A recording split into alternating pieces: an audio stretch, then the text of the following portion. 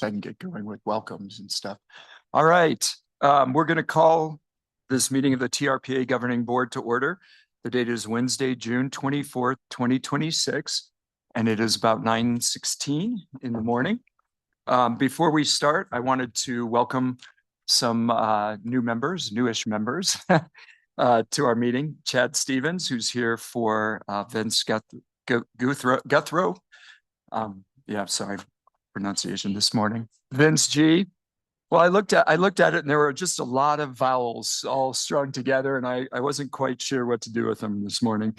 And Ruben Rodriguez, who's here for the Secretary of State, Aguilar. So welcome. Thank you guys for being here. The first item on the agenda is the roll call to determine quorum. Maria? Ms. Alding? Here. Mr. Rodriguez? Here. Mr. Bass? Here. Ms. Conrad Seda? Ms. Faustinos? Here. Ms. Gustafson? Here. Mr. Stevens? Here. Ms. Hayes? Ms. Hill? Here. Mr. Henigman? Here. Mr. Keykefer? Here. Ms. Lane? Here. Ms. Loomer? Here. Mr. Tolbert? Ms. Williamson? Here. Mr. Vice Chair, we have a quorum. Great, thank you. All right, the next item on the agenda is the Pledge of Allegiance. And let's see, why don't we have Shelley lead the Pledge of Allegiance? You're right next to the flag.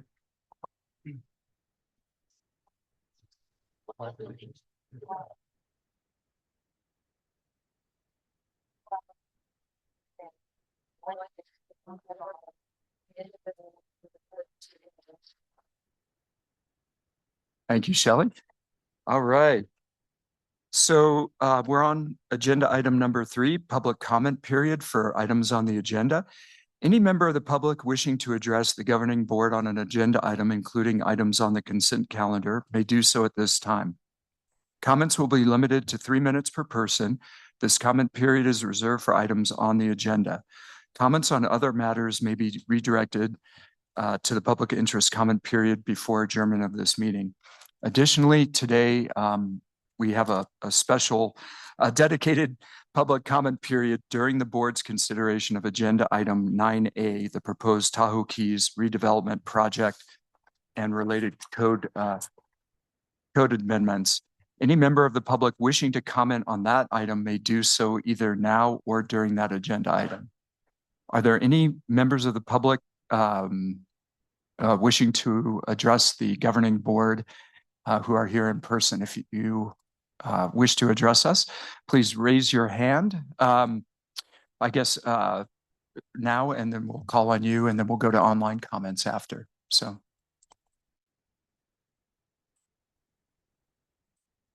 Good morning, Laura Patton. I am the Natural Resource Director at the League to Save Lake Tahoe, or Keep Tahoe Blue. Good morning, Chair members. Great to see you. I'm commenting on a couple items today. I'll start with item 9B, which is the stealthing requirements and cell phone tower item. On behalf of the League, we really support the proposed amendments to Chapter 36 and really appreciate TRPA taking proactive steps to address the environmental risks associated with plastic-based stealthing materials and really any kind of plastic that we put into the environment. Keep Tahoe Blue has really worked extensively on microplastics prevention and cleanup efforts throughout the basin. And a few years ago, our volunteers actually brought the plastic issue to our attention, finding a ton of plastic needles coming off of cell phone towers. And so that actually really brought to our attention the need to make these cell towers not be made of plastic. So we've been working with staff and others to really make sure that we could address these either through amendments or through any type of policy change, just to kind of come up with alternatives that already exist to comply with established scenic requirements for cell towers while also protecting the environment. So we really appreciate the proposed amendments and strongly support the ordinance provisions discouraging the plastic screening materials, requiring monitoring, and also authorizing corrective action when deterioration occurs.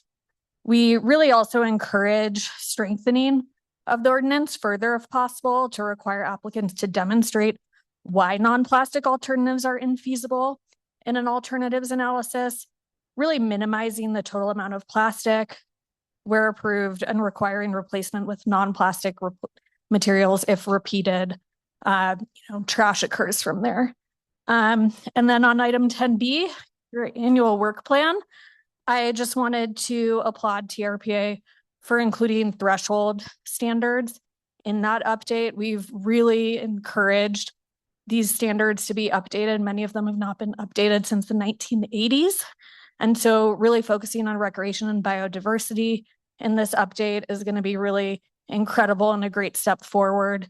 And then also the technical cleanup of standards so that they're real and measurable before the next threshold evaluation at the end of 2027 is really important too. So thank you. And again, really supportive of 9B and 10B items. Thank you.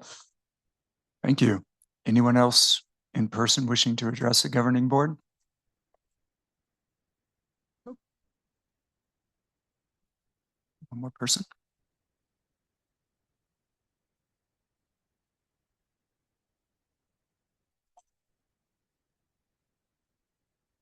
I am commenting on agenda item number 10A, a Kelper commercial warehouse rebuild. My name is Kara. I've lived behind the divided sky for 13 years. I live next to the proposed mini storage warehouse in the heart of Myers. One of my favorite things to do is sit in my backyard and look out at Cowboy Hat Rock. It's a defining feature of our skyline, and it's part of why I live here. The proposer admits the building may impact some of the view. I can tell you with certainty, it will. In some areas, this 3-story building will entirely obstruct the view of Cowboy Hat Rock, not partially, entirely. That's not just my loss or my neighbor's loss. It's a loss for the character of Myers. Finding 37.7.3 in the staff report requires that the building minimize interference with existing views within the area to the extent practicable. The report's own response states the structure will reduce some mountain views, but will not entirely obscure them. But in some areas, it will. That's not minimizing interference. That's accepting it. Finding 21.2.2b requires that a project will not be injurious or disturbing to the enjoyment of property in the neighborhood. Losing this view is exactly that kind of injury and will disturb my and my neighbor's enjoyment of property. And finding 21.2.2c requires that a building will not change the character of the neighborhood. A building that towers over everything around it and blocks our defining ridgeline view changes that character irreversibly. This is exactly what policy 1.1 of the Myers area plan is meant to prevent, which calls for projects at a similar size and scale as surrounding buildings. And this building is far larger than anything around it. Section B1BD of the Myers area plan requires that screening of warehouses and outdoor storage be accomplished by the use of walls, fencing, landscape plantings, and some combination thereof. There is simply no way to screen a 3-story structure. Policy 7.7 of the Myers area plan directs projects to promote underground parking or other facilities to minimize the visual impact of development. There's no indication that option was ever explored. Another concern is the precedent this set. This building would tower over every other structure in the Myers Town Center. If we allow a towering private warehouse here, what stops the next storage building from going up along Magua Street? The Myers Town Center, where this is proposed, is described in the area plan as providing a scenic rural feeling. A 3-story warehouse does not fit that description, and approving it here opens the door to industrial scale development throughout our town center. Myers is a special place. Let's keep it that way. I request that the project proposer consider putting in a smaller building to minimize the impact to the surrounding neighborhood. Thank you. Anyone else in person who wishes to speak? All right.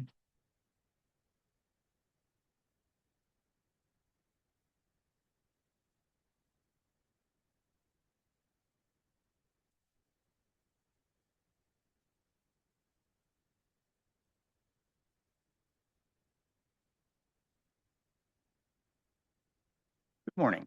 My name is Jeremy Feinberg, and I also reside at 2001 Arrowhead. I'm here to speak on agenda item 10A, the proposed 40-foot tall warehouse that is proposed to be constructed within spitting distance of my residence. Kara Moore raised some great points about why the specific attributes of this project fail to meet many of the requirements of TRPA code and the Myers area plan. I want to state that I support her comments and agree with them. Additionally, I think it is important for TRPA staff and the governing board to develop some guidelines about how we evaluate construction projects that are at the edge of the commercial zone as it butts up against residential zone, because that's exactly what this is.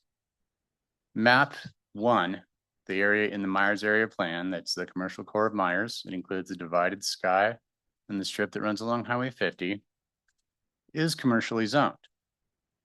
It runs right up against a bunch of residences. And when we look at this area, we see relatively small buildings. None really tower over the adjoining residences.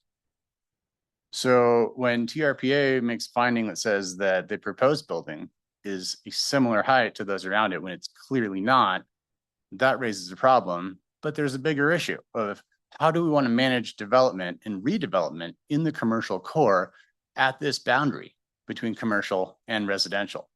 And what I would submit to you is that we don't want to build up as tall as we possibly can right against people's houses.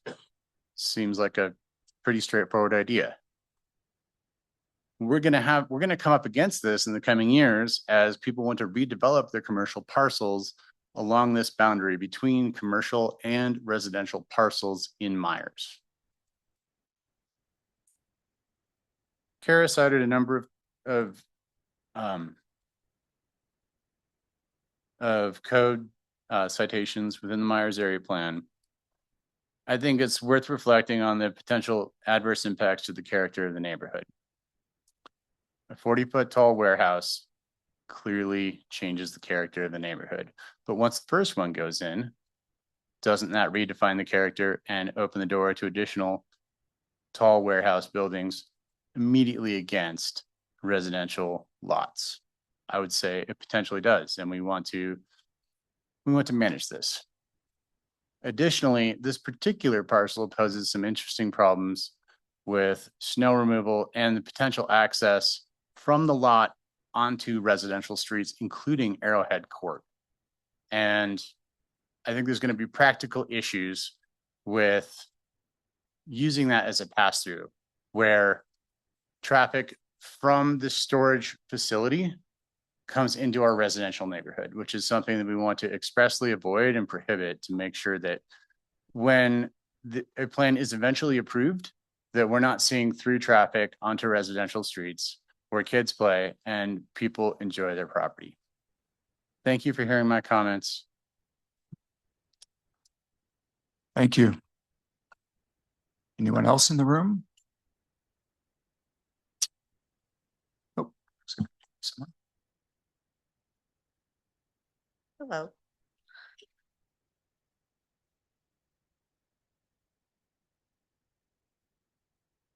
Okay, hi, I'm commenting on agenda item number 10, the 40-foot tall commercial warehouse rebuild. My name is Alyssa Grabowski. I am 2055 Arrowhead Court. I'm 10 feet from the back of that structure. Public speaking is not my jam. Give me a second. Currently, there's a fence down. It's not a through street. It's supposed to be a dead end. I am the only family that has children. There are cars zipping in and out already. I have zero hope or there's no goodwill right now with the company that wants to rebuild the structure. They're blocking our streets with their vehicles, and we're a 3-house street. I have a daughter who has been able to play on that street with no issue her entire life. And now I've got cars zipping in and out. The 3-foot structure for us doesn't necessarily block a view. Our house is set in a different direction than our neighbors. However, what's to say the next one's not going to go in the next open lot on Magua? What does that create for the children that I'm raising in Myers? This is our beautiful neighborhood that we spent so much time finding our house, building our home. What are the hours of operation going to be? Is it going to be safe? Are there going to be, people who historically have spent too much time in their storage units in Tahoe because housing prices are too expensive? What's going to be there? Is the safety of my home going to be compromised? We live close to CHP. I know that there's law enforcement near, but people are quiet. Are the bears going to continue to come? Like, there's zero parking, in my opinion. 2 to 3 spaces is not adequate parking for a 50 or 40-foot storage facility. How does that work? People aren't going to take their bicycle and go to a storage facility to drop off one thing. They're going to have U-Hauls, trucks, trailers. Where are they going to go? Is the Magua court prepared for the traffic that is supposed to happen on that side of the street? I'm in agreement with my neighbors, Kara and Jeremy. I would like to see a lot more information on this before anything gets approved. Thank you.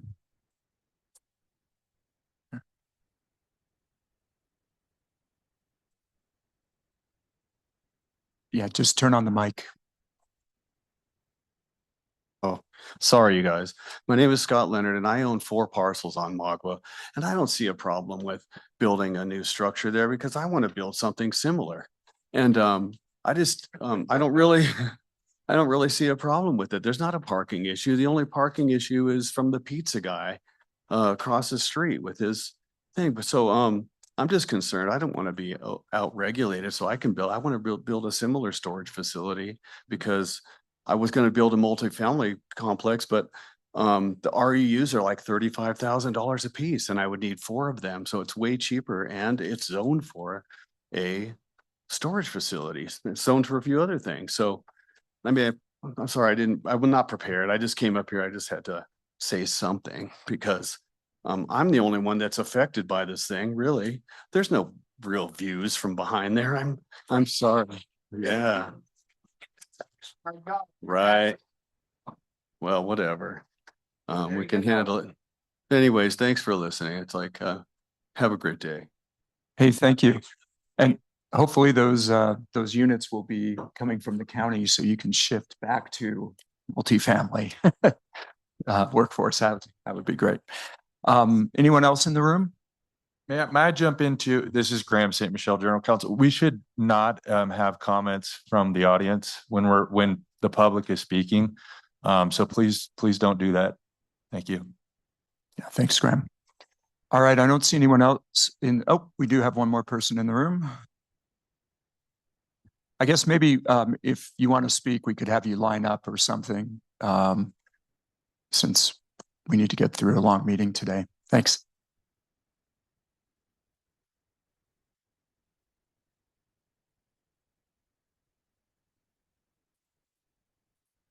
Hi, I'm Alan Miller, civil and environmental engineer. I want to talk about item 10B, the annual work plan. I want to inform the public that your APC recommended approval of code amendments last December for replacing certain types of piers. On the strong recommendation and condition that you bring back in 2026 proposed amendments to prevent replacements of plastic piers in the shore zone. Your executive director and other staff committed to bring the matters before you with the annual work planning, and there's nothing related to piers. So there's no priority given to addressing the serious problem of toxic contamination with microplastics you've caused with your negligent approvals. Now you continue to delay action, and I've been screaming at you about this for nearly 4 years now. Zero response. So your delays now constitute criminal negligence as far as I'm concerned. Putting toxic crap out in the lake, allowing it to continue year after year, ignoring the issue, trying to pretend it's not happening.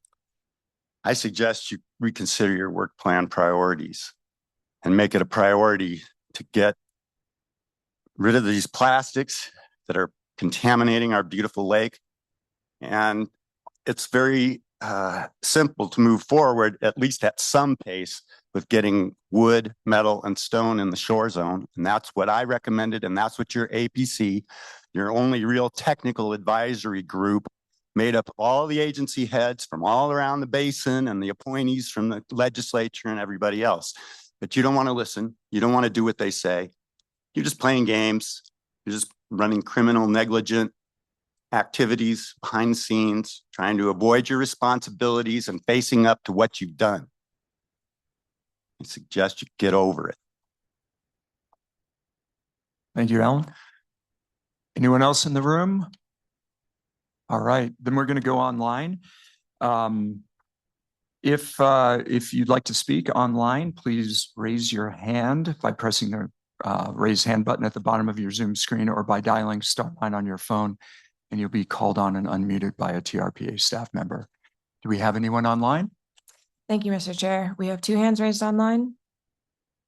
Excuse me, we have 4 hands raised online.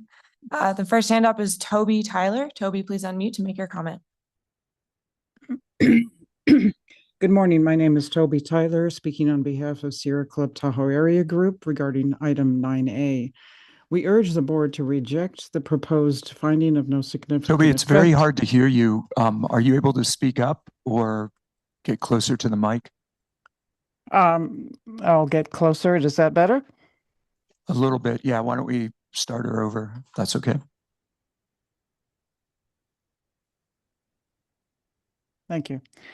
We urge the board to reject the proposed finding of no significant effect and require preparation of a full environmental impact statement before considering approval of the Tahoe Keys Marina Code amendments. The issue before you is not whether the marina needs improvements. The issue is whether TRPA can lawfully conclude that increasing allowable building height to accommodate this project will have no significant environmental effects. The proposed amendment would allow construction of a 42-foot tall, over 52,000 square foot indoor boat storage building in an area where surrounding development is generally 20 to 25 feet tall. The project is adjacent to open water, wetlands, and the Upper Turkey Marsh, making it highly visible from Lake Tahoe, surrounding waterways, public recreation areas, and nearby neighborhoods. Yet neither the city's environmental review nor TRPA's FONSI contains meaningful visual simulations, viewshed analysis, line of sight studies, or cumulative scenic analysis. Without that information, TRPA cannot determine whether this project is consistent with scenic threshold standards or whether it will degrade scenic quality. The Tahoe Regional Planning Compact requires TRPA to attain and maintain environmental threshold carrying capacities, including scenic thresholds. Scenic resources are not simply aesthetic preferences.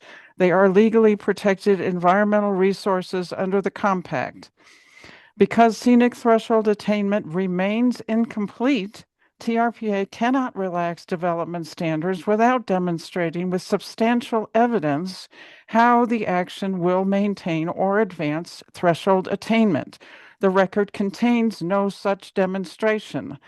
Sierra Club has submitted extensive comments identifying significant concerns related to scenic resources, water quality, aquatic invasive species, biological resources, transportation, hazardous materials, and cumulative impacts. In addition, Sierra Club Tahoe Area Group and Tahoe Sierra Clean Air Coalition have formally appealed the City of South Lake Tahoe's resolution approving the Tahoe Keys Marina project in its initial study mitigated negative declaration, citing substantial deficiencies in the environmental review. Those same unresolved issues are now before TRPA and further demonstrate that a finding of no significant effect is not supported by the record. We respectfully ask the board to reject the FONSI and require preparation of a full environmental impact statement before approving this code amendment or associated project. Thank you. Thank you. Next online. The next hand raised is Tom Rosenberg. Tom, please unmute to make your comment.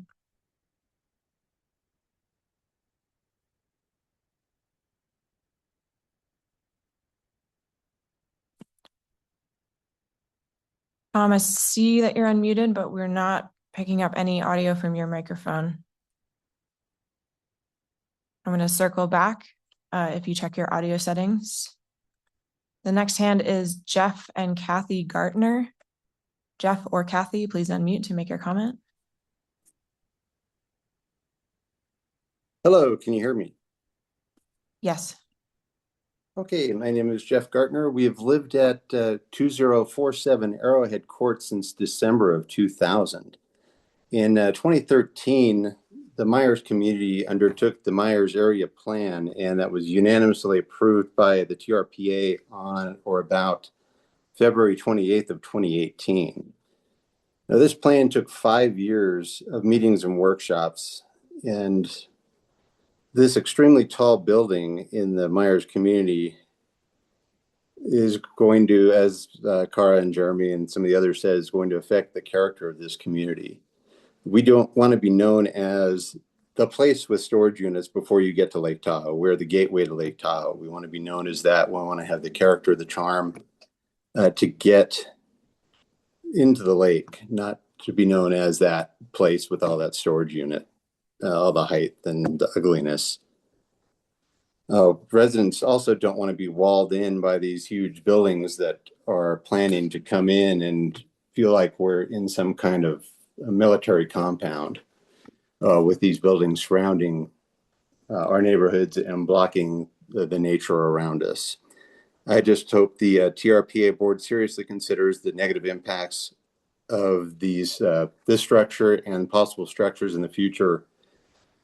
And that's all. Thank you. Thank you. The next hand up is Austin Rodriguez Woodward. Austin, if you can unmute to make your comment. Can you hear me? Yes. Hi. So my name's Austin Rodriguez Woodard. My family and I are full-time residents at 2005 Arrowhead Avenue.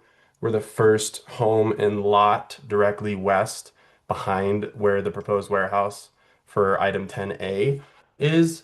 I'm asking that the board denies this project because of the findings required to approve it have not actually been met. I joined a little bit late, but I'm sure Kara and Jeremy and the others have addressed a lot of these issues, but I want to reiterate the core of the problem that in my findings is that the Myers area plan sets the base building height to 26 feet. Anything taller requires the board to make 4 specific findings under the code 37.7. Findings 1, 3, 5, and 9, plus a visual magnitude analysis. That's not optional. That's what the plan says that should be made and shall be made. The applicant made the wrong ones. The architects actually cite only the findings for 1, 2, and 8. 3, but not 1 ever made findings of 5 and finding 9. These are to protect us, right? You know, these are to protect the area. We're trying to manage and maintain the feel and, you know, the function and recreation that happens along Arrowhead Avenue. There's hikers, bikers, walkers. Everybody in the flats here uses Arrowhead Avenue to recreate. It's the gateway to Paradise Park, Washoe Meadows. You know, everybody's coming down our street. To address the no views, there's plenty of pictures. There's plenty of us that live behind Magua that have beautiful views of Cowboy Hat Mountain. Part of the reason why we purchased our property here is because of the views, because of the trees. There's a lot of mentions as well in the plans of being able to be protected by these trees that are not 40 feet tall. If there is one, there's only one tree that is 40 feet tall, which would also go against the Myers area plan as we're not trying to add skyline of buildings to this area. We're wanting to maintain the natural feel of the area. And there's a lot of inconsistencies within the application and plans. Architects are citing 37 feet 4 inches for the building, but the application says 40 feet 4 inches. There's a lot of mislabeling in the titles. There's a lot of mishandling, it seems, within this application, which brings up a lot of uncertainty and issues when it comes down to actually building this and what they're going to actually, hold up to in terms of the building plans themselves. Thank you. We'll have to move on, but thank you for Yeah. your comments. And finally, we're back to Tom Rosenberg. Tom, please unmute, make your comment. Hello, can you hear me? Yes. Okay, good morning. My name is Tom Rosenberg, and I'm addressing agenda item 9A, its second part. That's the proposed Tahoe Keys Marina redevelopment project. And my comments here focus essentially entirely on the water tank and boat storage facility part of that project. I'm commenting as a resident of South Lake Tahoe, a frequent user of the Venice Drive East and all three entities it serves. And I'm an advocate for preserving the beauty of Lake Tahoe, and I am a supporter and likely customer of the future TKM Tahoe Keys Marina amenities. I am here to ask the board to delay its approval of the project and draft permit, or of just the water tank and boat storage facility part of the project, until the issues noted here are addressed and mitigated to the board's satisfaction. And I also will mention possible modifications to the boat building design and siting and to Venice Drive East that might transformatively improve the project and benefits for all. So my problem with the boat building facility, the boat building and let's call it the boat storage facility. In a nutshell, the building would be enormous and an intimidating new commercial structure sitting on formerly undeveloped land. It is huge. The 50,000 square foot footprint is 1.2 acres. It's 42 feet high, 325 feet long, and between 150 and 170 feet wide. Imagine a billboard that high, 42 feet, a few feet from the road, and two more, one at each end, 150 feet long. It's huge. It's sited along and towers over Venice Drive East, Lakeside.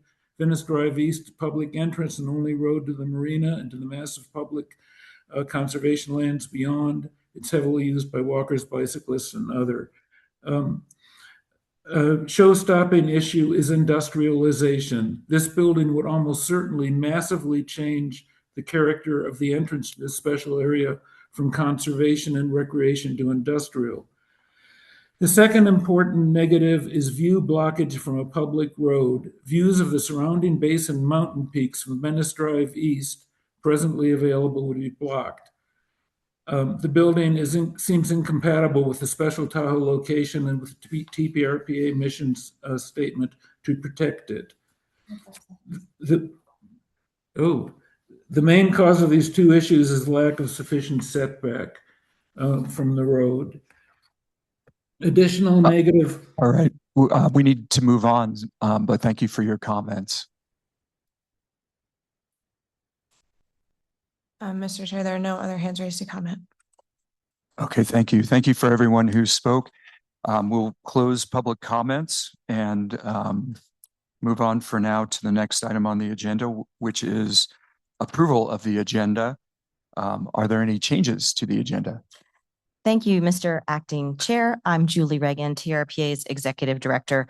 There is a change, actually. We are going to continue item 10A, the planning matter on the warehouse. I want to thank everyone who came out today to speak to the Myers proposed project. And in consultation with El Dorado County, we believe more work is to be done with the community on that. And we're going to jointly work with El Dorado County to engage the community on their concerns. And we'll continue that to a future agenda item at the board. So no 10A, otherwise the agenda is as follows. And if Ms. Lane wanted to follow up on that, she's welcome to, but otherwise that's my report. Yeah, I want to thank you, Executive Director and TRPA. This item really hasn't had any public vetting. And I would very much like to bring it to the community and have us really dive into the details and discuss it before it comes back to TRPA for any type of approval. Thank you. Great, thank you. All right, so then we will deem the agenda approved with that one modification and move on. So the next item on the agenda is approval of the minutes. We have a draft set of minutes from the May 27, 28, 2026 meetings on page 23 of your packet. Does any member of the board wish to make a change? I look towards Shelley. No. No? Madam No? Chairman, what a reputation I have. I move to It's a good approve the governing board meeting minutes from May 27th and 28th as submitted. Great. All in favor? Say Aye. Aye. Anyone object? Okay.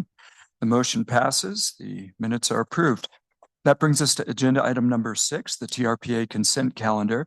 There are 5 items on consent. The first 4 items on consent were reviewed this morning by the Operations and Governance Committee, and the final item wasn't reviewed by any committee.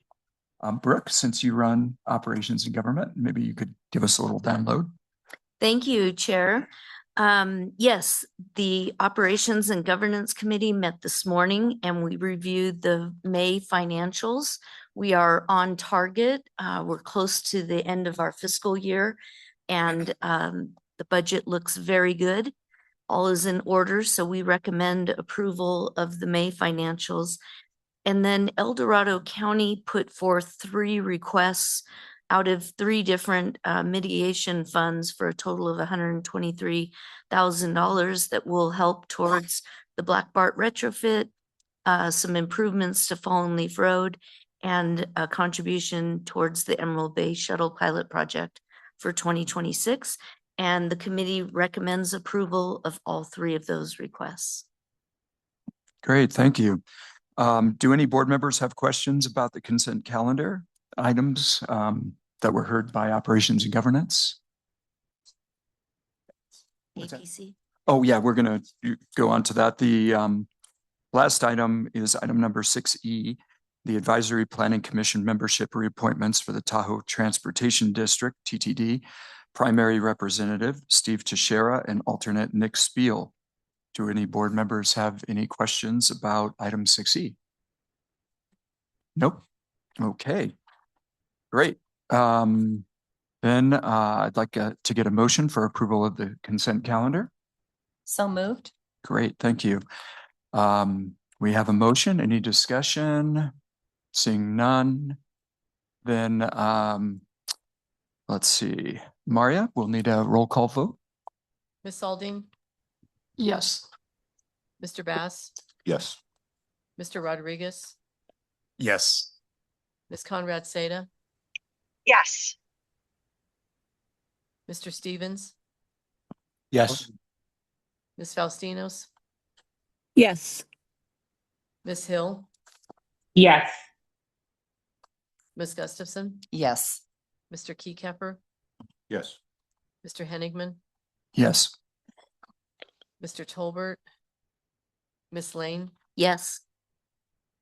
Ms. Loomer, Yes. Ms. Williamson, Yes. Mr. Vice Chair, that motion passes. Great, thank you. All right, before we move on to the next item, we need a motion to adjourn as the Tahoe Regional Planning Agency and convene as the Tahoe Metropolitan Planning Organization. Do I have a motion? So moved. Great, thank you. All in favor? Aye. Aye. Any opposed? All right.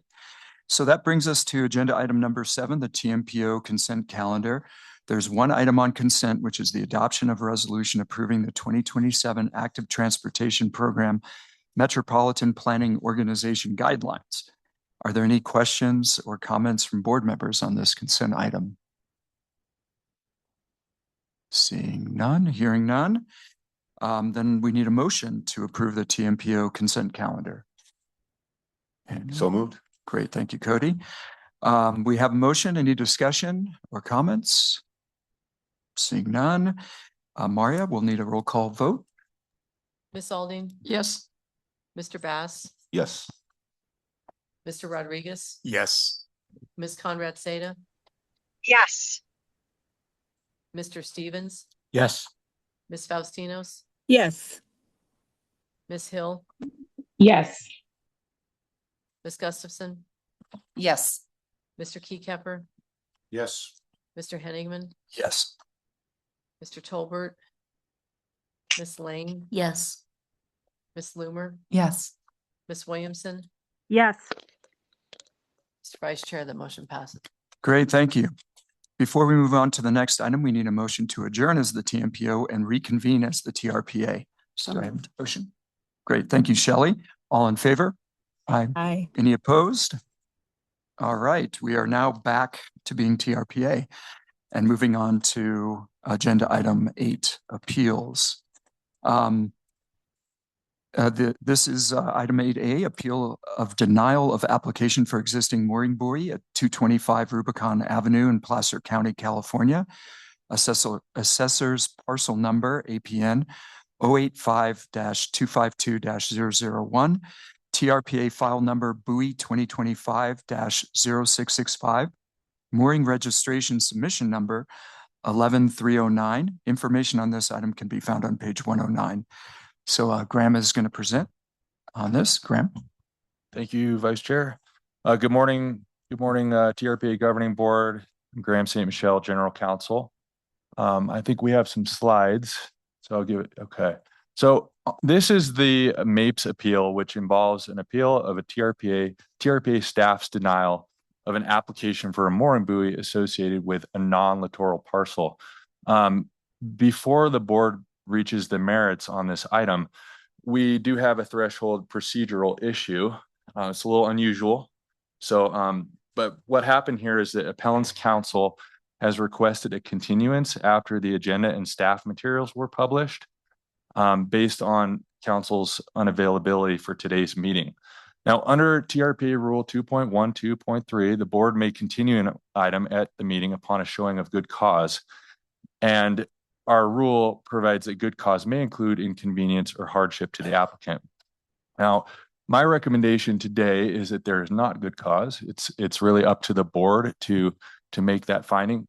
But my recommendation is, and I'll show you the reasons why, but my recommendation is for the board to deny the continuance and to decide the appeal based on the written record before the agency. The staff materials, as well as the appellant's written materials, are all part of the record, and it's enough information for the board to reach a decision.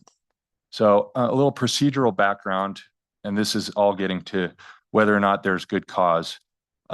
This appeal is one of several appeals filed by the appellant's counsel that we have worked over the past year really to schedule, and been engaging with the appellant's counsel to schedule these matters for about a year. And earlier this year, we had a very similar situation occur where the appellant's we had worked on the date of February, and our staff had prepared the materials for the appeal, and we published the agenda with the appeal on the February agenda. We published the staff materials, and at the last minute, the appellant's counsel said that he wouldn't be able to do it that month. Which again, after we had already, set that date. So at a staff level, I decided with Director Reagan to go ahead and allow that. But I did explain through emails, which I've quoted, that, these appeals require a significant investment of staff time and agency resources. And that once these materials are prepared and published, last minute requests create operational challenges, take away from other items that could have been scheduled for that month's board meeting, and really divert our staff, especially our legal staff, from working on other priorities. So I said, while we'd be willing to support a continuance in this instance, we do not anticipate being able to accommodate similar late requests in the future, absent a stronger showing of good cause, particularly where hearing dates have been confirmed well in advance. You can go to the next slide. We can skip this. This is the email. I don't think we need to look at it in detail, but the appellant's counsel did acknowledge that and said he apologized for the inconvenience. But then bringing us to the current appeal, which is just a month or two later, a couple months later, in May, he raised the possibility of holding the MAPES appeal pending resolution of related litigation, which is the Kent Bryan litigation involving buoys and non-littoral parcels. But he also requested in that request that they be allowed to replace the buoy and use the buoy while the appeal remained pending. Obviously, we did not agree to that.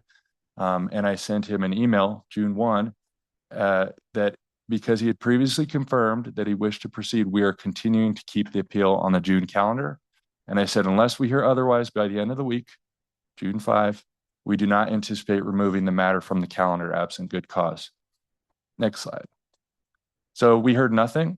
They never responded. Our legal staff prepared a very thorough staff report addressing all of the arguments that the appellant's counsel raised. We put this item on the agenda thinking it would be going forward. And on June 19th, a holiday, a couple days after the agenda and materials published, the appellant's counsel basically sent an email saying that he's out of the country, or out of town, I should say. The email says out of the county. I assume that it means out of the country. And he believed the matter would be postponed.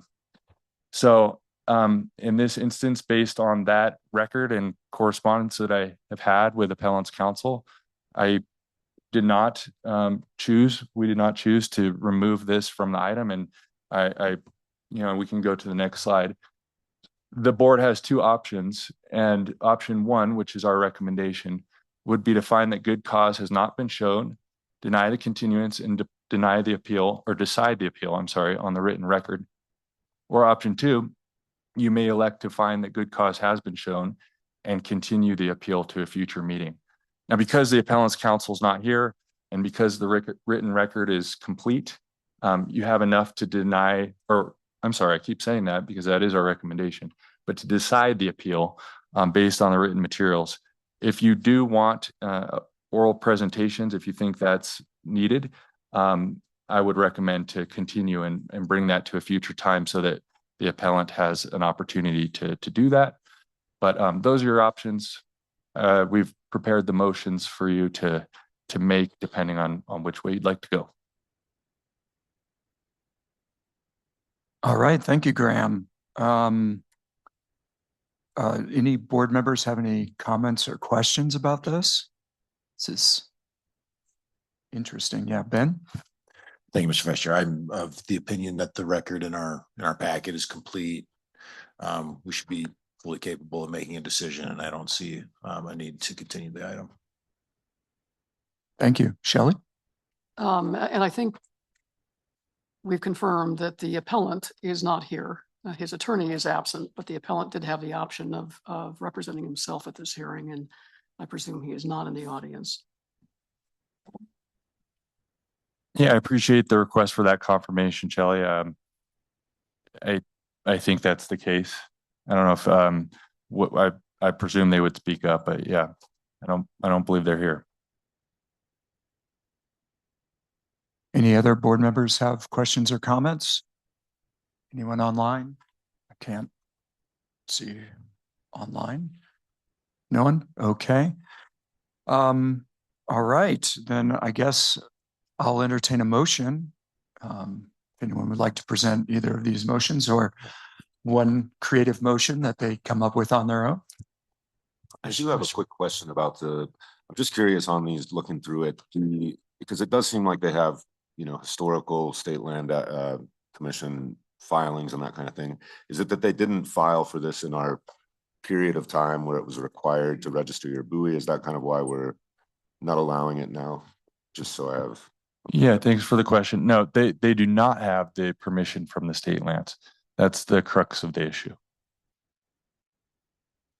Sean? So Graham, I mean, this motion isn't consistent with the motion that's in our packet. The motion would be to grant the appeal, and that motion would fail, correct? We're using that standard procedure.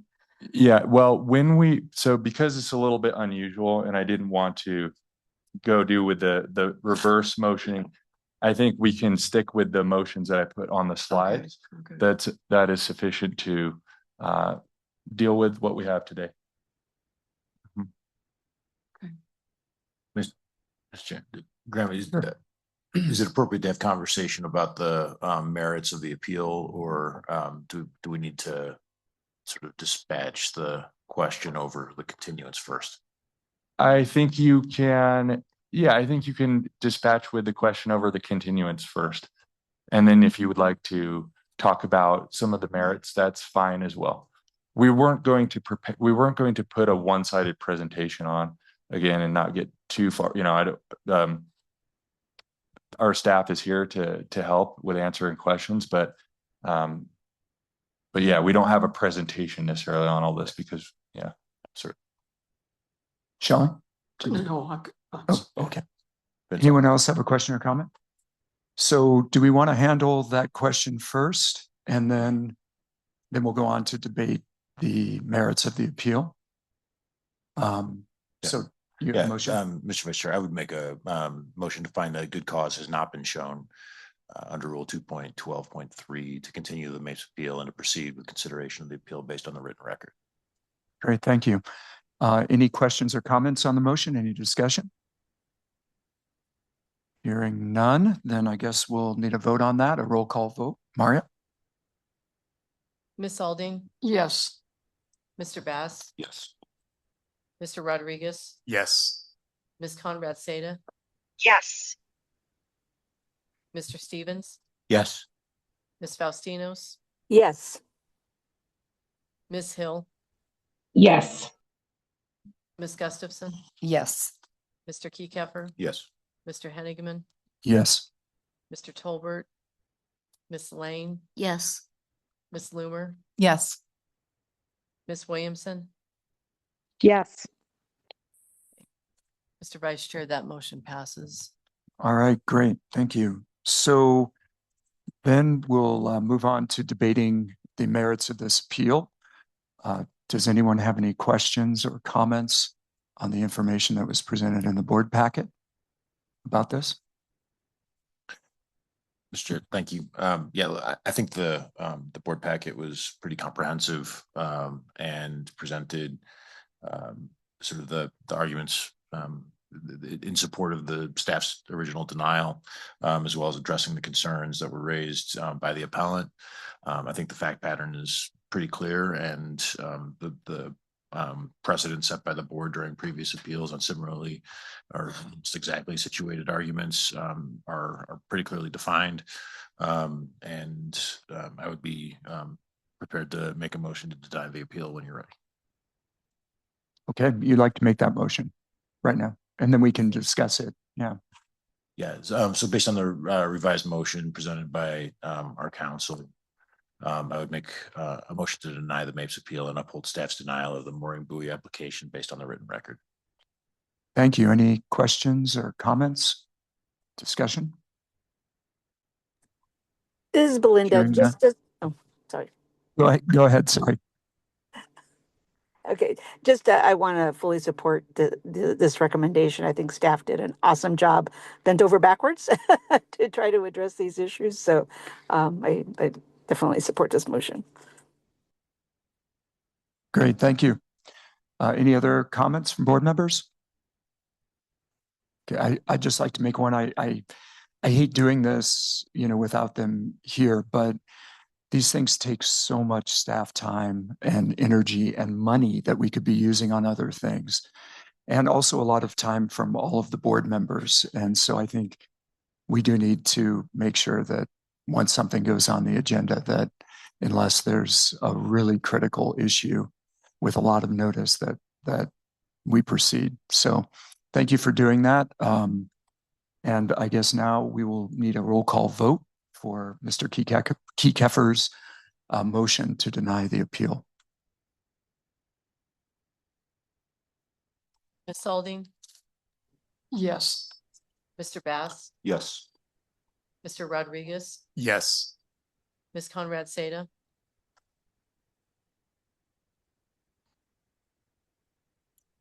Ms. Conrad Seda, can you hear us? Oh, sorry. Yes.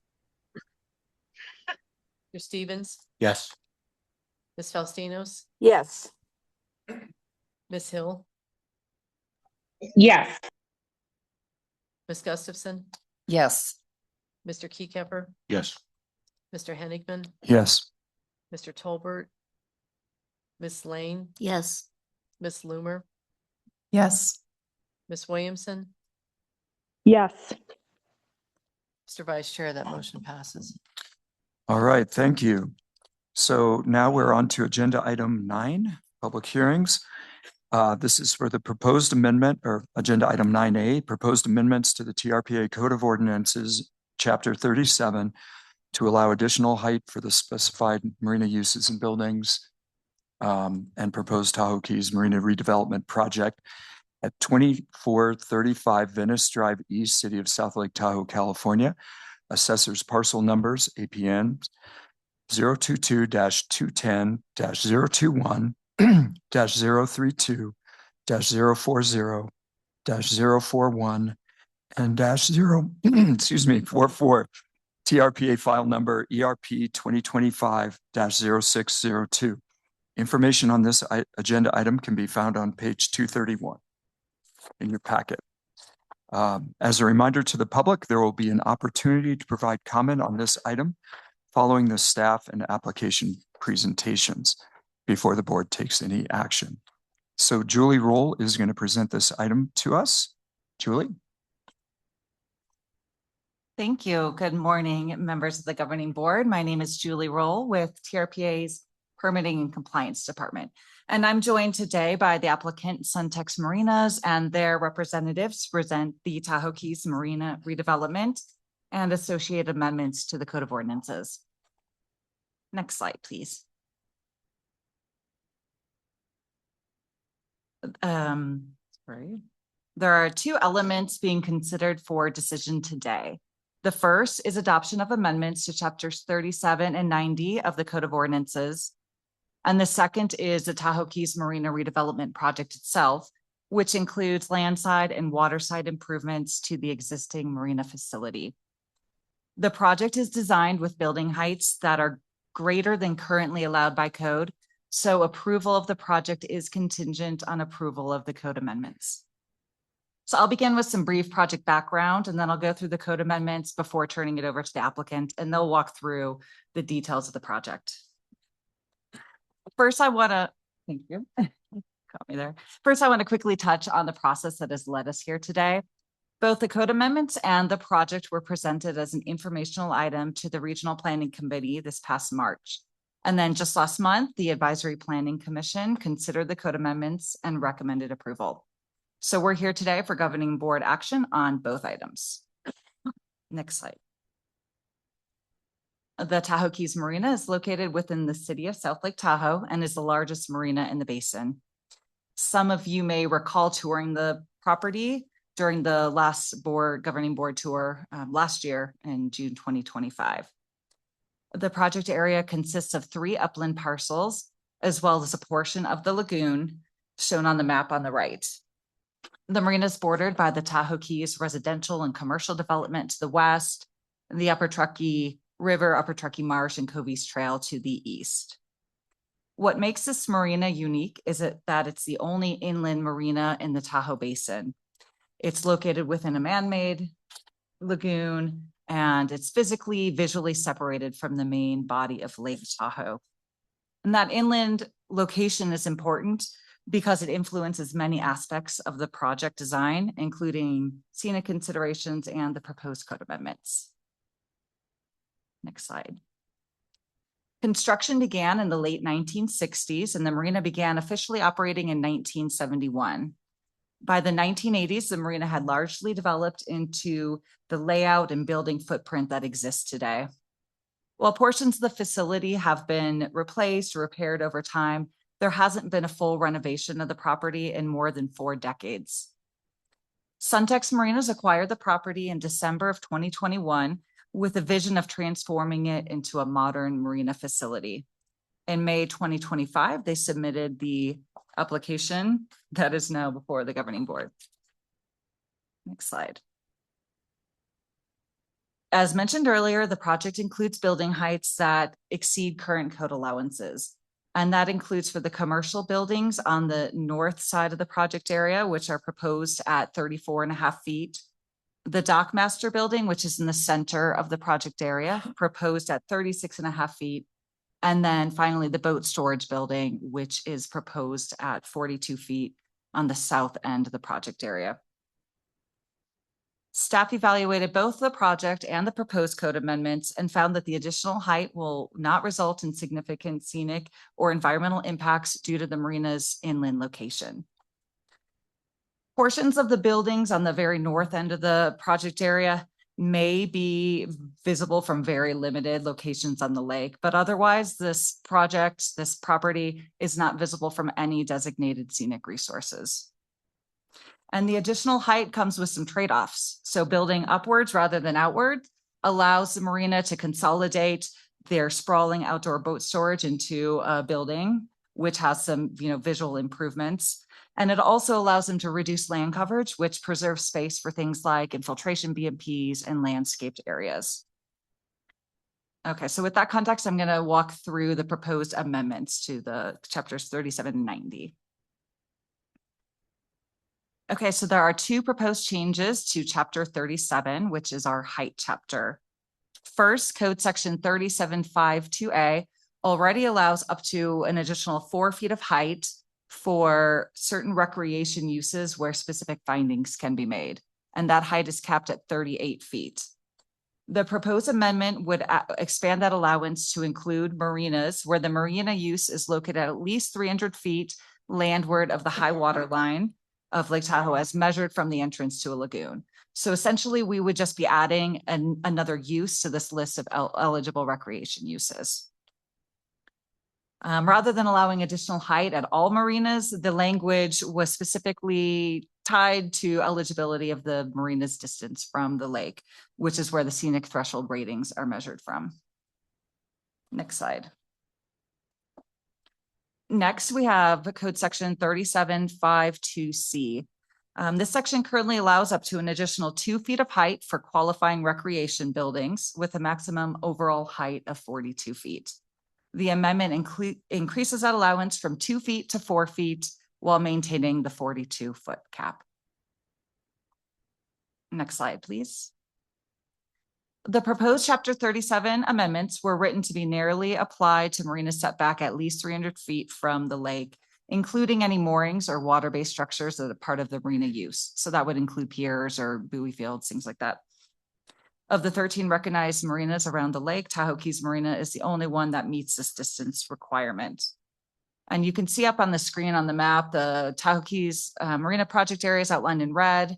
The stars show the approximate location of proposed buildings. And then you can see the yellow buffer, which is showing the 300-foot distance from the lake. So it just gives you a sense of, how far back this project area is from the lake. Next slide. There's also one proposed amendment to Chapter 90 related to the definition of major arterial. As you can see, the definition includes all the major highways and connector roads around the lake, and Venice Boulevard is listed as a major arterial. This amendment would correct Venice Boulevard to Venice Drive and then exclude the eastern portion from the intersection of Tahoe Keys Boulevard to the cul-de-sac at the marina. Next slide. The affected segment of Venice Drive is shown on the screen, outlined in red with an X showing where the road ends. And originally, Venice Drive was intended to continue eastward as part of a larger planned development in the eastern half of the Upper Truckee Marsh. Well, that development never happened, and the property was later acquired and restored by the Tahoe Conservancy, leaving Venice Drive East as a dead-end road. So today, the road doesn't carry through traffic. It doesn't connect neighborhoods or major commercial centers. So it really functions as a local access road rather than a major arterial. This amendment is proposed because Chapter 37 requires specific findings for additional height, including finding 1, which is up on the screen. And this finding requires that buildings proposing additional height must not extend above a forest canopy or a ridge line when viewed from a major arterial. The proposed buildings will modify some localized views, particularly while traveling on Venice Drive East. But TRPA's Scenic Threshold program is really focused on protecting views from major travel routes and designated scenic resources where the threshold ratings are measured. But to be clear, this amendment does not exempt the project from scenic review. It just applies the correct standard based on how Venice Drive functions. And a full scenic analysis was completed as part of this project. Okay, that is all the background I have. So I'm going to turn things over to our applicant, and we're going to have Lou Feldman representing Suntex Marinas. He's going to go through the project details, the key components, and some of the project benefits as well. Good morning, Mr. Vice Chair, members of the governing board. Lou Feldman on behalf of Suntex, the project applicant. And I do want to thank Julie and her staff who have worked very closely with Suntex, and we'll talk about some of the outcomes of that collaboration. And Julie Roll in particular has done an outstanding job, and we appreciate all the hard work that has gone into this. Next slide, please. For those of you that are unfamiliar with Suntex, Suntex is perhaps the largest marina operator in the United States with marinas coast to coast, and currently manages almost 50,000 slips between wet and dry slips. And that brings a wealth of knowledge that is conspicuously absent from the existing condition, which we'll talk about in a little bit. But the other thing that I think is notable about Suntex is they understand community outreach, support, and collaboration, and have been willing participants in providing benefit, which we'll talk a little bit more about. And also present today from Suntex is Eric Metz, their Vice President of Development and part of the design team. We have Don Clark from Cathexis Design Workshop, did our land planning. We also have Jason Drew from Nichols Consulting Engineers, and Leslie Swin from LSC Transportation Consultants. So to the extent that there are technical questions, I hope we have the talent in the room to address those, but also wanted to go back in time a little bit to when Suntex acquired this property. Next slide, please. So it was in late 2021 that Suntex purchased the marina. And that led to our first opportunity to confer with the governing board, because when Suntex bought the marina was in a significant state of non-compliance and disrepair, none of which was attributable to Suntex, but to the prior ownership. And Suntex entered into a settlement agreement to address those deficiencies, and timely and quite expeditiously went through constructing, not only submitting a plan for interim BMPs, but constructing them so that in the time between, the submission of this settlement agreement, we were doing things on the ground in a distressed state to improve environmental quality as best we could, giving a pretty challenging playing field. And one of the other key components of that was this requirement for dock replacement. And we've heard, and you hear lots about microplastics. Next slide, please. One of the requirements of the settlement agreement was to prosecute this dock replacement project. And in the interim, what Suntex did was reach out to the community in a very broad and comprehensive way.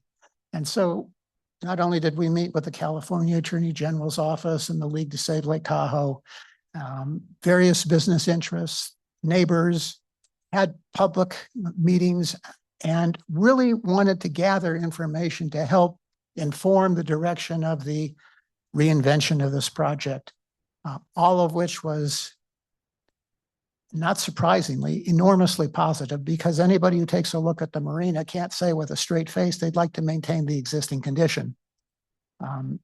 Next slide, please.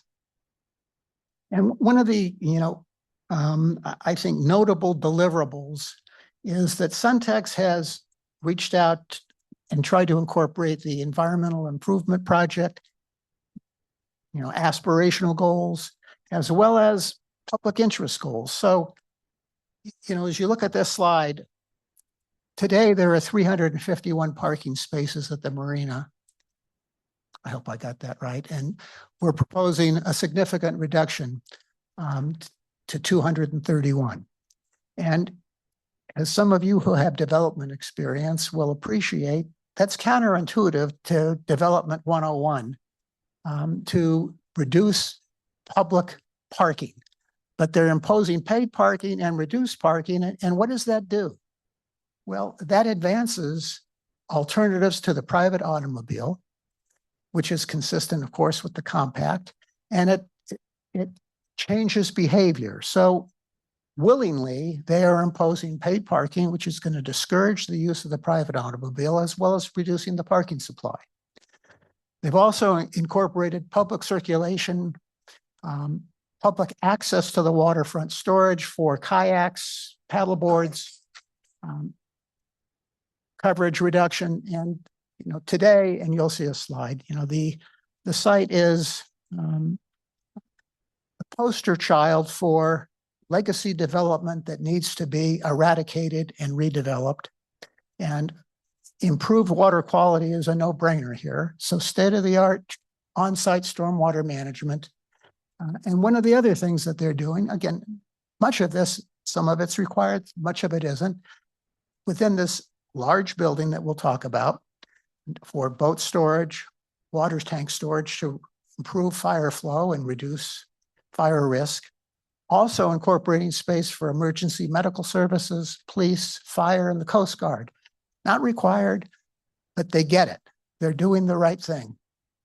One of the other things that I think is, again, advancing significant values of the slip replacement, which we'll take a look at in a minute.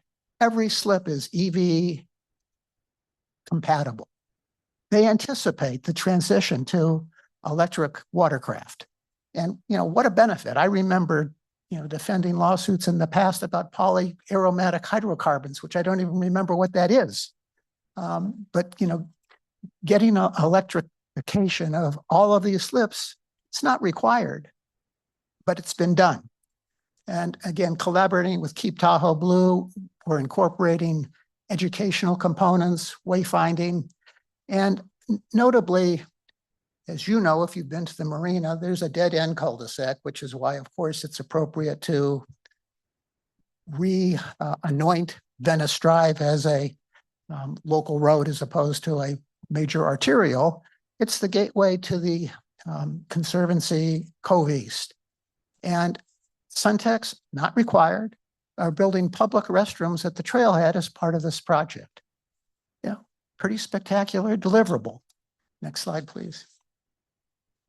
They've also, by the way, adopted an aquatic invasive species management plan and purchased the clean, drain, dry equipment to facilitate managing aquatic invasive species. And this is what they purchased. A 50-year-old marina in a state of considerable disrepair with, harkening back to microplastics, a deteriorating dock system that was constructed of materials where people didn't know better, that has basically dissolved into the waterway, and that was an environmental unpleasant reality. Again, inherited, but next slide, please. What Suntex did before they had approval of what's before you, and that's really important, they went out and spent over $15 million to replace those slips with state-of-the-art, let me see if I get this right, high-density polyethylene enclosed encapsulated materials that are going to be resistant to any deterioration and have completely eliminated the risk of microplastic contamination. Many developers would not take that step until the Upland project was approved. And again, I think that speaks highly of a partner that has put their money where their mouth is. Next slide, please. So this is the condition today. And I want to digress for a minute. We have a lot of projects that come forward. And as you know, 90% of our land is publicly owned, 10% is in private ownership. And much of that private ownership is legacy development. This is legacy development. This is legacy development that didn't have to comply with any design or development standards. And that is bad. And how do we incentivize people to invest and change that? Well, we're fortunate in that, we have come together, reached out to the community, formulated what we think is, quite frankly, a stunning redevelopment plan that has been scrutinized by the public, has been scrutinized certainly by staff, by the experts that have been engaged to help us deliver the best environmental outcome and the best scenic outcome and the best operational outcome. And we've done this through an arduous process. That arduous process to date probably cost maybe 1.5 million, and it's with a Fonzie. We could double that number and spend another couple of years on an EIS and not have any more information than you have today, to be quite frank. So next slide, please. This array of disorganization and sprawl is proposed to be consolidated into a new intelligent plan. And if you look at the next slide, please, you can see that the state of the existing condition, which used to be a focal point, a major gathering spot in the south end of the community, it is not salvageable. It is time to scrape and rebuild and reinvent. Next slide, please. And one of the lessons learned from looking at this aerial, the far right-hand portion of this slide, what you see is a parking area and boat launch. And if you had experienced the operation at the Tahoe Keys Marina, you have a queuing of trailers and boats backing up into areas where you're trying to park your car, trying to walk, to the restaurant, or trying to get to your boat dock. I'll abbreviate it. It was a cluster. And what were they thinking? Lesson learned. How can we improve the circulation and the management of this opportunity? Next slide, please. So with the assistance of some pretty smart people and the experience of Suntex, reorienting the land uses, you will see, is a much more effective use of this space. So rather than have the pedestrian activity and boat launch compete and conflict, we've relocated the boat launch facilities to the south end or left-hand side of this slide. And so all of the boating activity, the launching, the storage, the fueling, the limited maintenance that would be done on site is on the left-hand side of the slide. And on the right-hand side of the slide, the marina accessory uses and food and beverage and pedestrian amenities are available for the public to enjoy without conflict with automobiles, boats, and trailers. Much improved land use. And I do want to point out, because there may be some comment later in this, the building on the left is a large building. It is a multi-use building. We sometimes refer to it as a boat barn, but it's also a water tank storage facility for this fire flow I mentioned, as well as the public service accommodation for police, fire, EMS, Coast Guard. And then there's 32,000 feet behind that on the same parcel that was the subject of a negotiation between the Tahoe Keys Property Owners Association and Suntex. That transaction hasn't consummated. It may consummate, it may not consummate. It's a private transaction that has nothing to do with this approval. And that 32,000 feet has nothing to do with the environmental analysis that has been done on the project. It is excluded, irrelevant. Next slide, please. So we do need, in my experience, some modest building height. And part of this is because of the limited site. We actually need to import fill. And so we need to raise grade by 2.5 feet. And why is that? Well, because we don't have enough land to infiltrate. we certainly don't have enough land to put parking underneath. So by bringing the site up, we achieve an environmental benefit with better stormwater retention and infiltration. And we're maximizing the opportunity and not asking for a third story on these buildings. We're asking for enough height to comply with the city's 5 and 12 roof pitch to have beautiful, interesting architecture. And in my mind, that's a very modest ask, as well as, you know, the additional height. 42 feet is typical in recreation areas for certain support buildings. That is necessary for us to take that chaos and clutter of scattered boats on racks that could easily be 42 foot high, but enclose it in an organized, conditioned space that actually has some AIS benefits, because we're going to try and keep these boats on site and not have them go off site, be trailered off, come back. We clean them, maintain them, an operational win. Next slide, please. We've talked about Venice Drive East, and so to me, that's easy peasy. Next slide, please. So we did have a complete scenic analysis performed on these proposed height amendments, and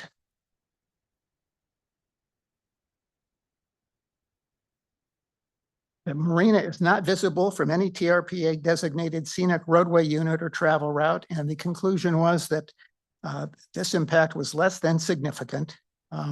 Scenic vistas were preserved and improved, and structures blend with the environment. Dark colors and proposed landscaping result in a less than significant impact. And as was noted before, the structures are six football fields back from the high water mark at Lake Tahoe. I should mention that when we went through this scenic exercise, we had the benefit of the executive director attending the balloon study. TRPA staff scrutinized this with the vigor and rigor that you would expect. And I think that the scenic analysis demonstrates we were sensitive to the scenic impacts. And in fact, the consequence of all of this is an improved scenic condition. Next slide, please. So here we have the Dock Master Building and the beginning of a waterfront promenade. We're creating a walkable area, almost a third of a mile along the waterfront. And behind that, we have a building that will have a boat showroom, and up above it, 3 workforce housing units. We would love to have more, but for reasons that are not merely economic, the reasons are workforce housing isn't an allowed use, but we have 3 grandfathered units and we want to maximize that opportunity. So 3 workforce housing units are being incorporated into the project. Next slide, please. And then you can see again, if you can recall the site plan, we've now relocated the boat launch to the south side of the project, and you can see the boat launch in this view, which will also have the gantry crane. Next slide, please. And this is a commentator earlier, certainly raised a legitimate issue. This is a big building. It needs to be a big building because we need to store boats in it. And there are trade-offs. It's also a very expensive boat barn to build, to have an architectural variation, the use of materials, the use of colors. And as you look at this slide, that's existing vegetation screening the entry down Venice Drive. So the impact as you enter what is almost a driveway to the marina, Venice Drive, it is far less prominent than you might imagine. And we also looked at it, next slide, please, from across the lagoon. And so these are where homeowners are living across the lagoon. And the top slide shows you, particularly on the left-hand side, again, this is the historic condition with an array of boats, trailers, stacking materials, structures that we don't even know what they are, to be quite candid. Generally disorganized chaos. And in the lower slide, you can see the multi-use storage, water tank, and EMS facility. And the only public comment we have received from the homeowners looking at this is, how soon can you construct it? We may hear something different today, but to the extent that neighbors have been impacted, that's what we've heard to date, and we've reached out with considerable effort. Next slide, please. I did mention to you that we are constructing public restrooms at the trailhead for the Conservancy. This is that building. It's a multi-use building with trash pickup on the left-hand side. And as noted by the City of South Lake Tahoe's review, they have requested the large garage door to be a darker color. And we're happy to paint it a darker color. Next slide, please. As you enter into the marina, this is where we have the pedestrian serving buildings, retail and food and beverage. And this is going to be anchored by a large, about a 15,000 square foot circular public assembly area called the Basin. And so the Basin provides the opportunity to host, whether that's art display, educational opportunities, wine walks, etc. Activate the center of the development and complement a 4-season opportunity as opposed to a 5-month marina. And so the marina will incorporate an array of F&B. We'll have grab and go, we'll have coffee, we'll have burgers and beer, we'll have mid-price point, we'll have high-end dining. And so that will be supported with additional marina accessory retail, active place, which at the south end of the community has been sorely absent. And, you know, I don't need to make this argument, but I think there's an argument to be made that that in itself is going to reduce VMT because people at that end of town don't have to drive to the tourist core for anything. I mean, not anything, but you get the point. There is a there and serves not only the 1,600 residents of the Tahoe Keys, but the adjacent Tahoe Island Park, Gardner Mountain. There is a large residential community that is easily within walking and biking distance of the amenity. Next slide, please. So here you can see the Basin. And again, the architecture is incorporating natural materials, wood, rock, and pitched roofs to comply with the city's design guidelines. And quite frankly, I think the mountain modern architecture is hit it out of the park here. Next slide, please. This would be where the drop-off is. There will be paid parking. There will also be valet parking. And again, this keeps cars out of the pedestrian zone. Next slide, please. Here you can see the promenade, and that winds all the way around, providing tremendous views, as well as great views towards Cove East, which is another amazing view shed. Next view, please. Next slide, please. And, you know, the fresh catch is depicted in this slide, which was the focal point, the star of the Tahoe Keys Marina for decades. And many of us have memories. I used to have an office a quarter mile from there in the 70s and 80s. It has not weathered the test of time. So the proposal was, next slide, please, to replace the blighted structure with state-of-the-art contemporary mountain architecture and materials, and have a marina that serves the community, that serves the environment, and that is economically viable. And I would also like to say that, you know, we have benefited by our collaboration with Keep Tahoe Blue. Keep Tahoe Blue has had a very active role in helping us realize the vision, and we have been responsive to their needs. And the fact that I think they have come to the table on this is notable, and their assistance is much appreciated. And with that, that concludes my presentation, and I appreciate your attention and apologize for taking so much of your time. All right, great, thank you. All right, so we're going to now hear public comment on this application. Any member of the public wishing to comment on the application, whether in support or in opposition, may do so at this time. Comments will be limited to 3 minutes. To ensure all interested members of the public have had an opportunity to be heard, individuals who have already provided public comment on this item during today's meeting may not comment again at this time. So let's look in the room and see if there's anyone here. All right, Gavin. Got it. Thanks. Excuse me. Good morning, Gavin Feiger, Policy Director at Keep Tahoe Blue. Chair and members, thanks for the time. As Lou set us up, or didn't set us up exactly, I should say, as maybe not the best terminology, but we have been working really closely with Suntex since they bought the marina a couple years ago.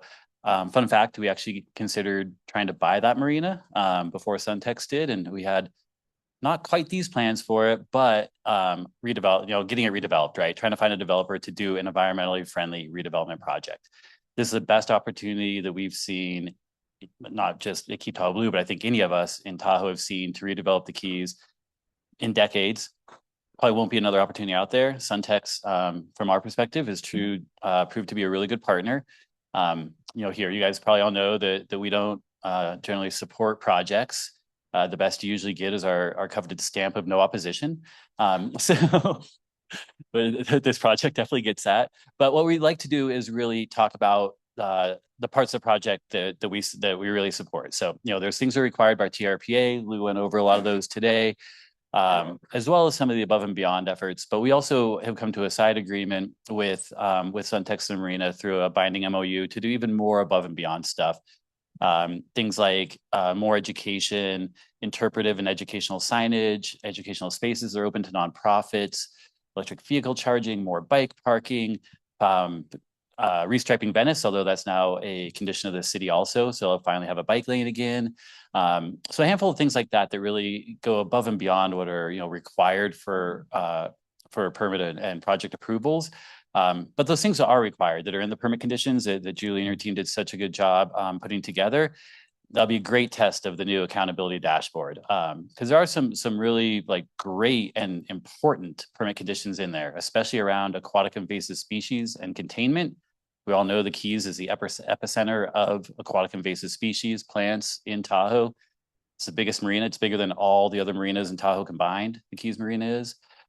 So it needs a lot of attention. These permit conditions and Suntex partnership, with some of the above and beyond actions that they're already taking, show a lot of potential to be able to contain the invasive species problem to the Keys until we collectively can figure out a solution to eradicate them. Again, those permit conditions and testing out the accountability dashboard that you built this year are going to be key provisions to make sure that happens. So that's where we're really hoping you guys here at TRPA focus your energy. Thank you. Thank you. Ellen, you already spoke on this item. Do you have? No, I didn't. I spoke on your annual just on report plan. plastic. Okay.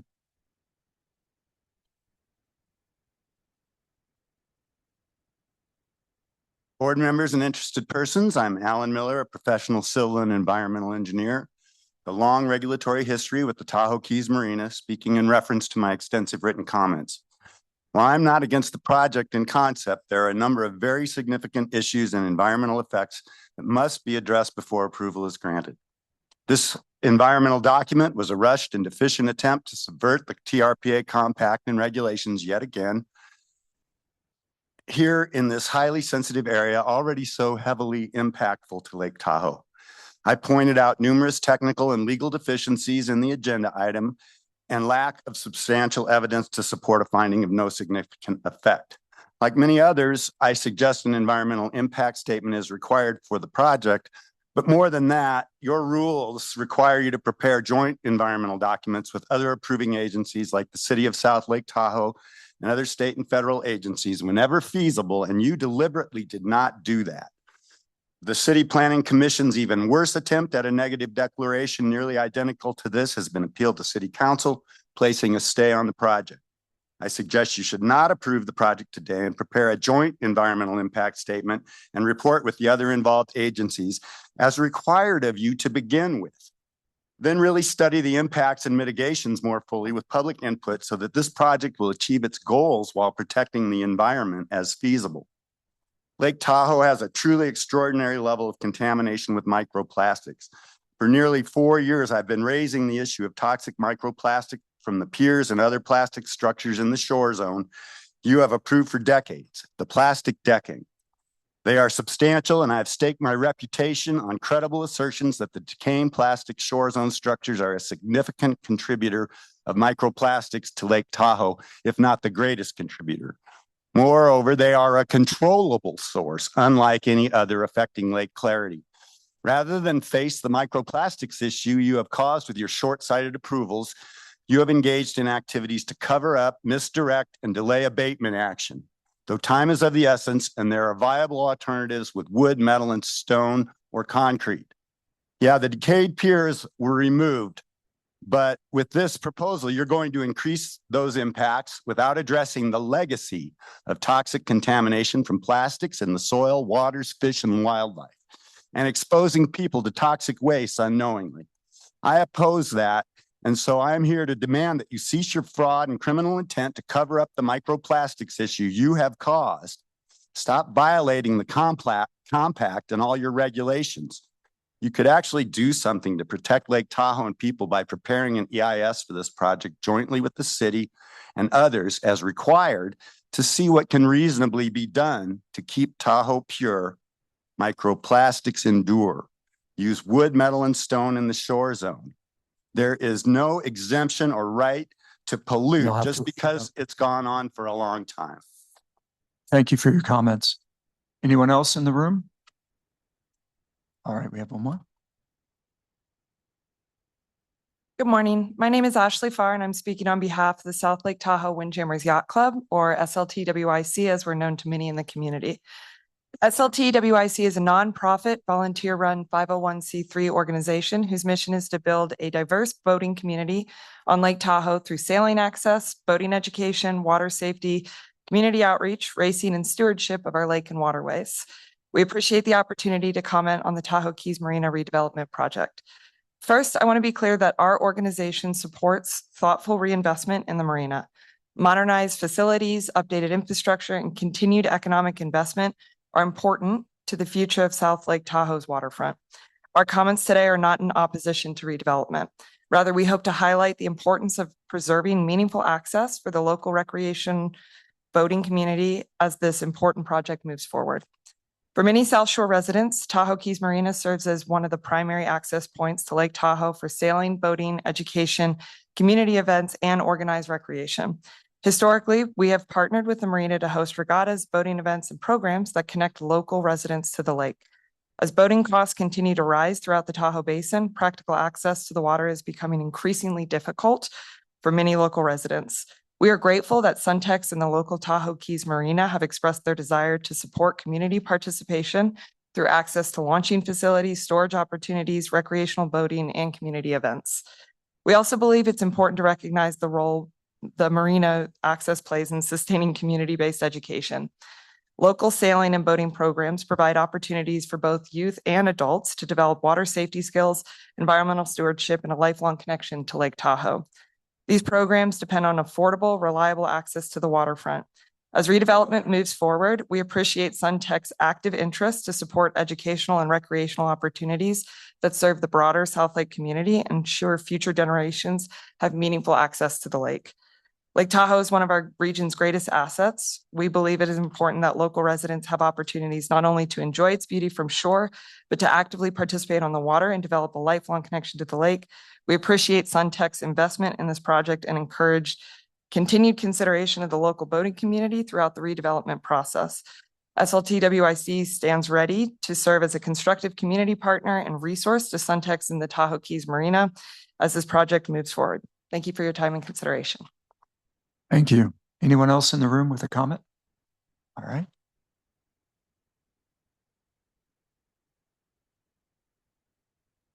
Thank you for allowing public comment today. Carol Chaplin, Lake Tahoe Visitors Authority. Thank you, Lou, for reminding me of the fresh catch. And when I was there a couple of decades ago, we won't talk about that today, though. The Tahoe Keys Marina property presents a rare opportunity to transform an aging facility into a modern, environmentally responsible, and community-oriented asset that will benefit residents, visitors, and Lake Tahoe itself for decades to come. And I think we heard that in the presentation, that this is going to become another community center that we really need in the South Shore. This project incorporates meaningful environmental improvements, including modern infrastructure, sustainable design elements, and measures intended to improve environmental performance and protect the long-term health of Lake Tahoe. Continuing to reinvest and improve existing development areas is exactly the type of thoughtful planning that supports both environmental stewardship and responsible growth. I am particularly encouraged by the project's efficient use of already developed land and the inclusion of community-serving amenities, including a community gathering space. These enhancements recognize that the marina is more than a business. It is an important part of the South Shore community and a place where residents and visitors connect with Lake Tahoe. Suntex has demonstrated that it is committed to being a long-term partner in our community. Since acquiring the marina, the company has invested locally, supported economic activity, and recognized the important role the marina plays in the South Shore economy. Equally important, Suntex engaged residents and stakeholders early in the planning process, seeking community input and demonstrating a willingness to listen, collaborate, and refine the project. Lake Tahoe thrives when environmental stewardship, economic vitality, and community benefits work together. I believe this project achieves that balance and represents a significant investment in the future of our community. I encourage the approval of the Tahoe Keys Marina redevelopment project and look forward to seeing this important community asset continue to evolve and serve the needs of residents, visitors, and the South Shore economy well into the future. Thank you so much. Thank you. All right, looks like we have at least one more person coming up to speak.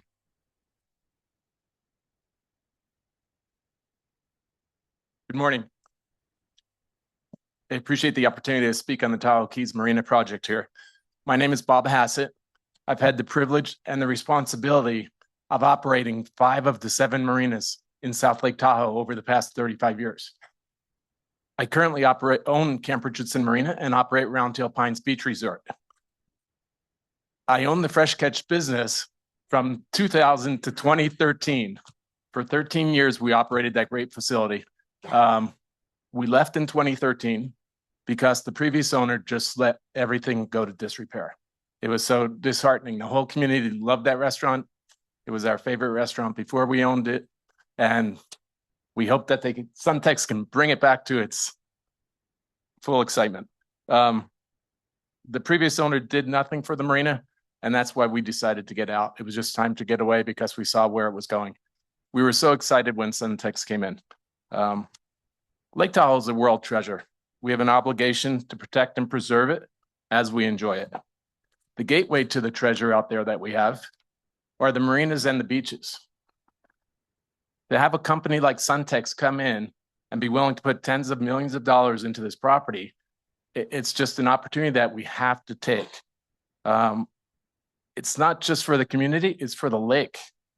The improvement isn't just to the infrastructure, it's also the environmental benefits that the lake is going to achieve. The big question I ask myself here is, if this project doesn't get approved, what happens? I think the answer is nothing. And that's something I don't think any of us should be willing to put up with. We have a company here willing to invest and make the marina the incredible asset it is for the whole basin. And we really need to take advantage of this opportunity. The project looks like a fantastic project, and I strongly encourage you to approve it. Thank you. Thank you. I think we're good here. So, Mr. Chairman and members of the governing board, my name is Steve Teixeira, and I'm here today to share with you the perspectives on this project on behalf of Tahoe Chamber. We have followed this project through its development process. And as we know, of course, that the marina is on a very complex intersection of land, waterways, the lake, a variety of land uses and public access opportunities, and significant recreational and commercial activities. We also know that this is the largest marina in the lake. It served as an important access point to the lake for 50 years. And although many important issues need to be addressed, the property has experienced over the recent years very limited investment. And as noted in your staff report, many of the existing structures date back to the original construction. When Suntex acquired the marina, the company indicated that they were prepared to make a substantial investment, and that's what's necessary. And they understood immediately the need to work in collaboration with TRPA and other interests to first address the most pressing needs for environmental and infrastructure remediation. The needed priority activities were captured in the TRPA Suntex settlement agreement in November of 24, approved by this board. While working on the compliance obligations set forth in that agreement, Suntex began to work on developing a more thoughtful, contemporary marina design addressing the full range of environmental, economic, and marina community needs. Throughout this process, Suntex has continued to work closely with TRPA, the city, and other partners, some of whom you've heard from today, to bring forward an excellent example of a major environmental redevelopment project. We use that term a lot, environmental redevelopment. This is one of them, and this is something that we shouldn't turn our back on. In the judgment of the chamber, the staff report that you have today is thorough, it's detailed, it covers the proposed agency code amendments, the reasons for them, and the other pertinent issues that the staff report identifies in details on pages 238 to 242. And the 5G findings are appropriate. The proposed Tahoe Keys Marina redevelopment project is indeed an excellent example of environmental redevelopment, and the chamber today respectfully requests your board to approve the motions related to the code amendments and the motion for the project. Thank you very much. Thank you.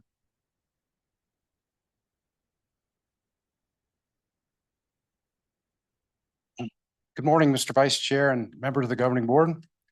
My name is Joe Cephalou, and I'm a lifelong resident of the Tahoe Basin, a boater and someone who has spent decades advocating for the protection and preservation of Lake Tahoe.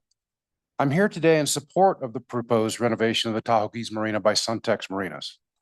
As someone who deeply values Tahoe's environment, I believe this project represents exactly the type of investment we should encourage. Much of the existing marina infrastructure is aging and inefficient. Renovating these facilities provides an opportunity to modernize fuel systems, improve stormwater management, upgrade utilities, and incorporate the latest environmental protections that help safeguard water quality. Doing nothing leaves us with an old infrastructure that was never designated to today's environmental standards. Equally important is the stewardship Suntex has demonstrated since becoming involved in the Tahoe Keys Marina. They have shown a willingness to work with stakeholders, invest substantial private capital into the property, and pursue improvements that benefit both marina users and the broader community. Responsible stewardship is measured not only by words, but by commitment to maintaining and improving facilities for future generations, and Suntex has demonstrated that commitment.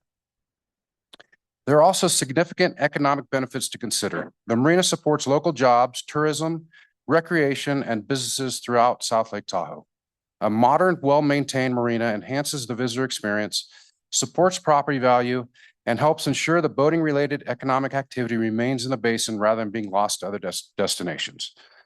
Most importantly, this project reflects a principle that many of us who have lived here our entire lives understand. Protecting Tahoe does not mean freezing it in time. It means investing wisely, replacing outdated infrastructure, and ensuring that our facilities meet modern environmental expectations.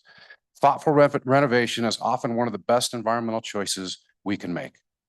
I respectfully encourage the board to support this project and allow Suntex to continue investing in a marina that serves our community, our economy, and the long-term health of Lake Tahoe. Thank you for your time and consideration. Thank you.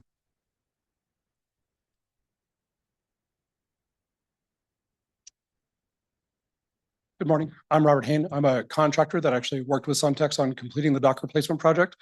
And I just wanted to say, as a local business owner, Suntex cut no corners on the project. And we talk a lot about access to the lake, access to the gem that we all love here. And one big thing that I like to point out is all the ADA access improvements that are here. And now people that were never able to use the docks in the past can now do that. I also wanted to speak to the project. This will bring in a lot of highly skilled tradesmen jobs, and there's value to that. And then as well as when the project is complete, the amount of jobs that will be associated with running the new marina. So that's all I want to say. Thank you. Thank you. Any other commenters in the room? Oh, one more. Good morning, members of the governing board staff. Thank you for allowing me to talk today. My name is Mike Dunn. I'm here to express my strong support of the project, the proposed redevelopment plan for the Tahoe Keys Marina. I originally planned on writing you guys an email regarding my opinion, which would have been more lengthy and more detailed because I've tracked this project for a long time. But after running it through AI, it made me look like a novelist and a wordsmith, and it was really, really awkward.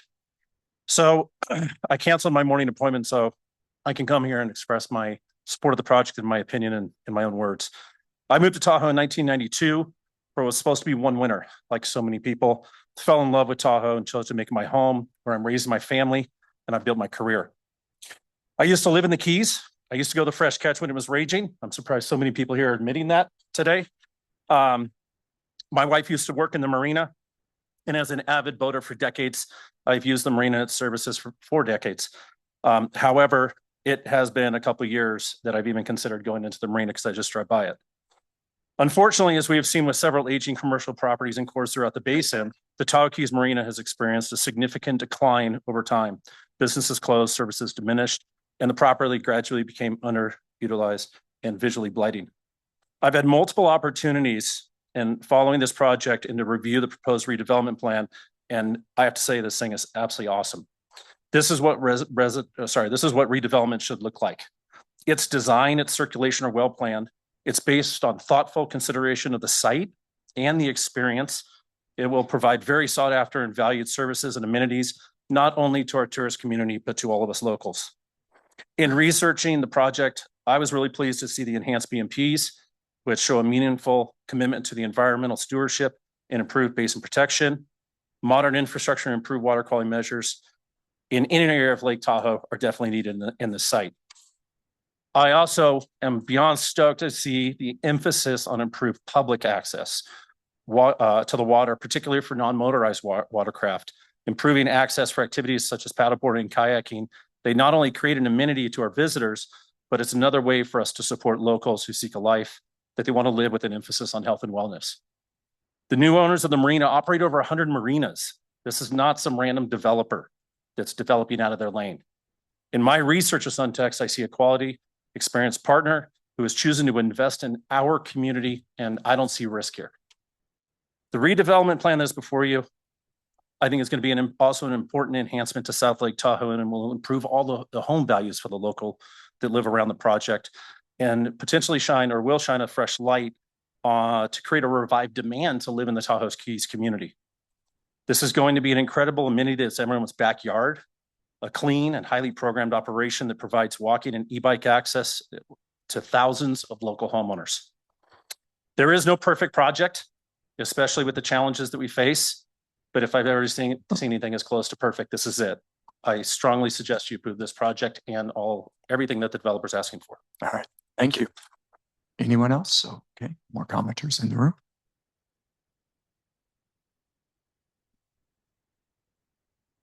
My name is Jean Merkelbach. I've been a resident of Lake Tahoe for 45 years. Like Mike, I came for one ski season and stayed. I've been involved in the Tahoe Keys Marina since 2007 through 2021 in a variety of ways, and am really excited by what Suntex Marinas has done since their purchase of the marina.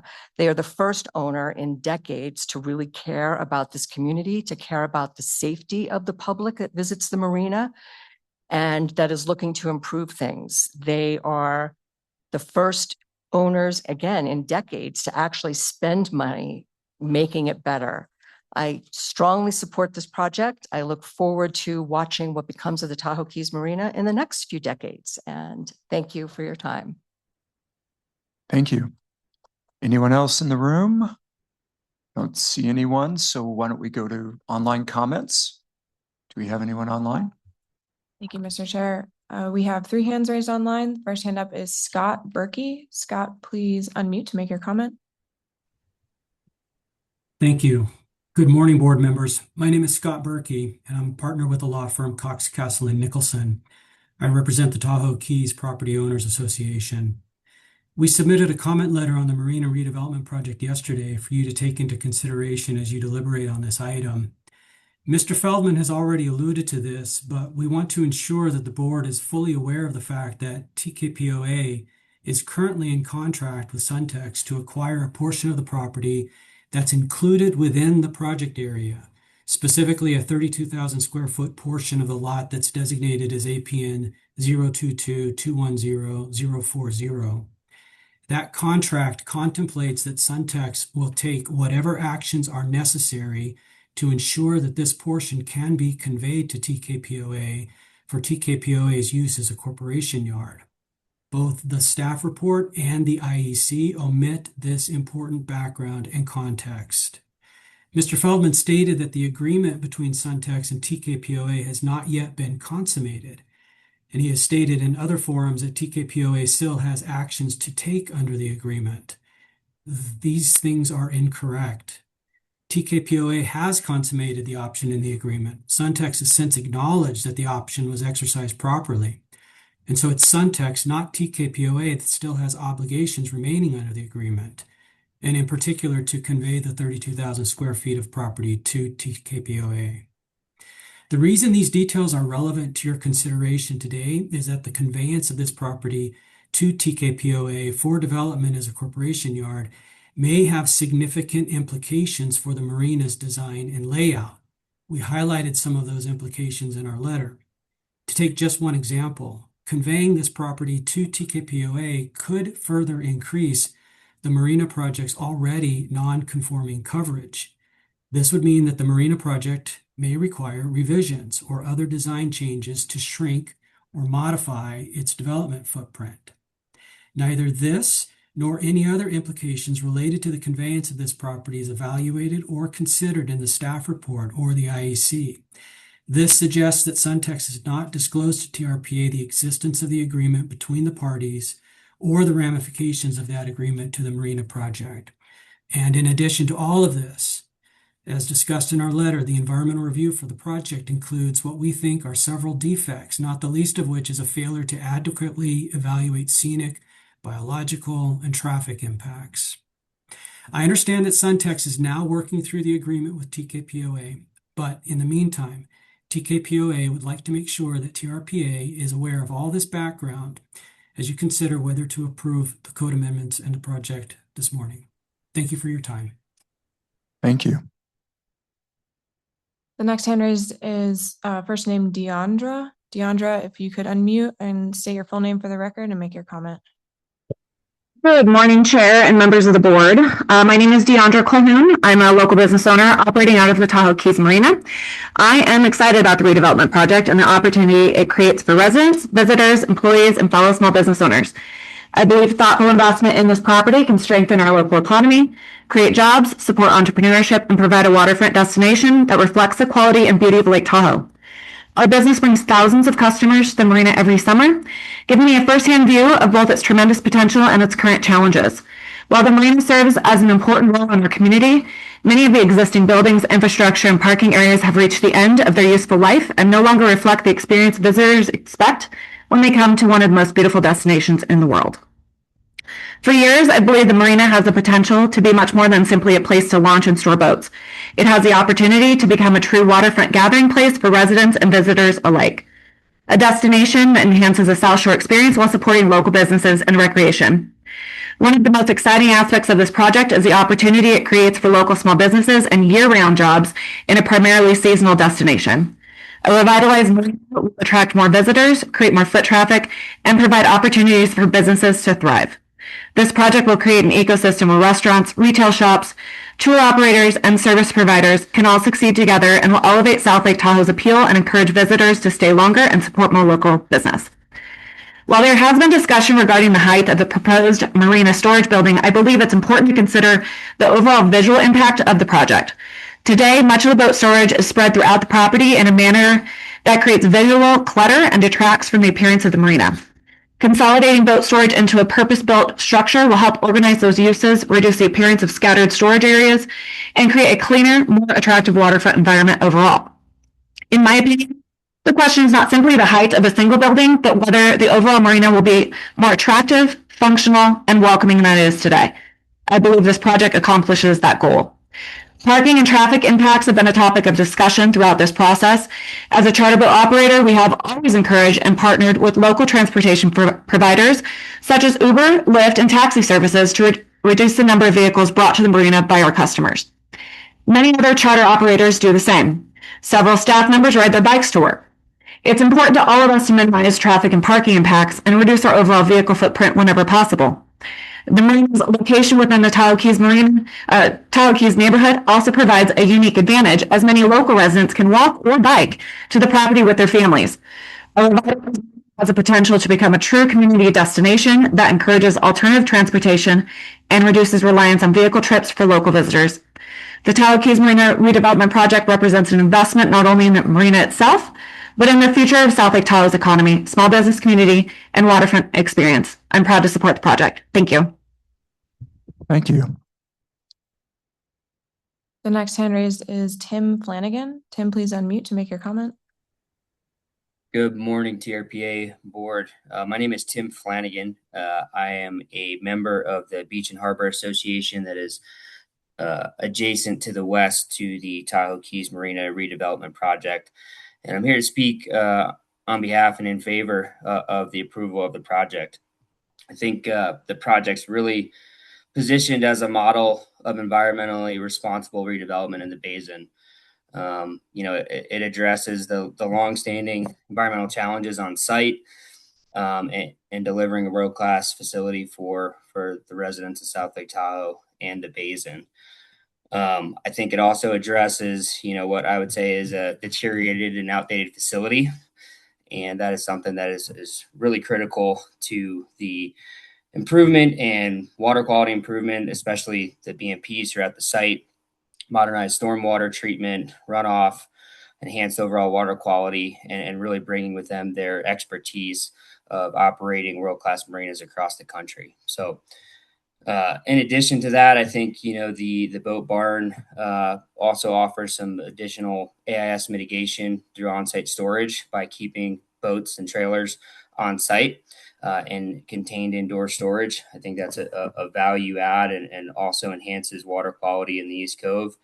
And I think it's important to note the improved recreational and public access, that continuous waterfront promenade, the expanded opportunities for locals for non-motorized or sail-powered craft to access the water, and also the amenities connecting to the CTC project. I'm local to the project. I often frequent Venice Drive East, either going to the beach and harbor or to East Cove. And I can say that a new state-of-the-art facility would be an improvement on the current condition, and it would not jeopardize any views of Heavenly, Frill Peak, or even Talac when you're headed back west. I'm very much in favor of the project and can't speak highly enough about what the Suntex team has done so far since they've taken over the marina. They've been transparent in their communication. They've lived up to their promises, and they've been a really great partner and neighbor at the adjoining parcel. And we look forward to the approval and the future development of the project. So thank you for your time. Thank you. And the last hand raised is Ash Avildsen. Ash, if you could unmute to make your comment. Hi, thank you. I just wanted to say, as someone who's lived in Lake Tahoe for several years and love it and champion it, and also rent a slip from the Tahoe Keys Marina every summer. The place is a mess. It's embarrassing when you compare it to Tahoe City's Marina, which I frequently go between with friends and family. And if there's a real opportunity here for them to actually renovate it and modernize it and make it much more efficient to where the boats are actually parked, which is honestly a smoldering dumpster fire as far as what I would consider appropriate, water management. And unless there's a better plan than this, should absolutely let it go forth and be properly renovated and updated. Because as someone who lives and breathes Lake Tahoe, in my opinion, the current state of that whole area at that marina, which I use every summer, is so off brand for what Lake Tahoe should be with a world-class marina. And unless there is a very compelling, devastating reason to not allow it to be upgraded, then I truly think it will be what's best for the community and for everyone that uses the marina.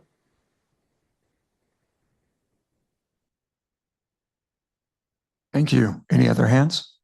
Mr. Chair, there are no more hands raised to comment. Okay, then we'll close public comment on this item. I see now that we have a chance for the applicant and the representative to give a rebuttal or clarification on any arguments. Do you have anything you wish to speak about? Thank you, Mr. Chair. I think we've covered this kind of what I think is beyond the scope of the environmental issues with Tahoe Keys. We hope to work that out with them. I have nothing further and be happy to answer any questions that you may have. Okay. All right, then we'll open it up for, oh, actually, you have a clarifying question for Lou?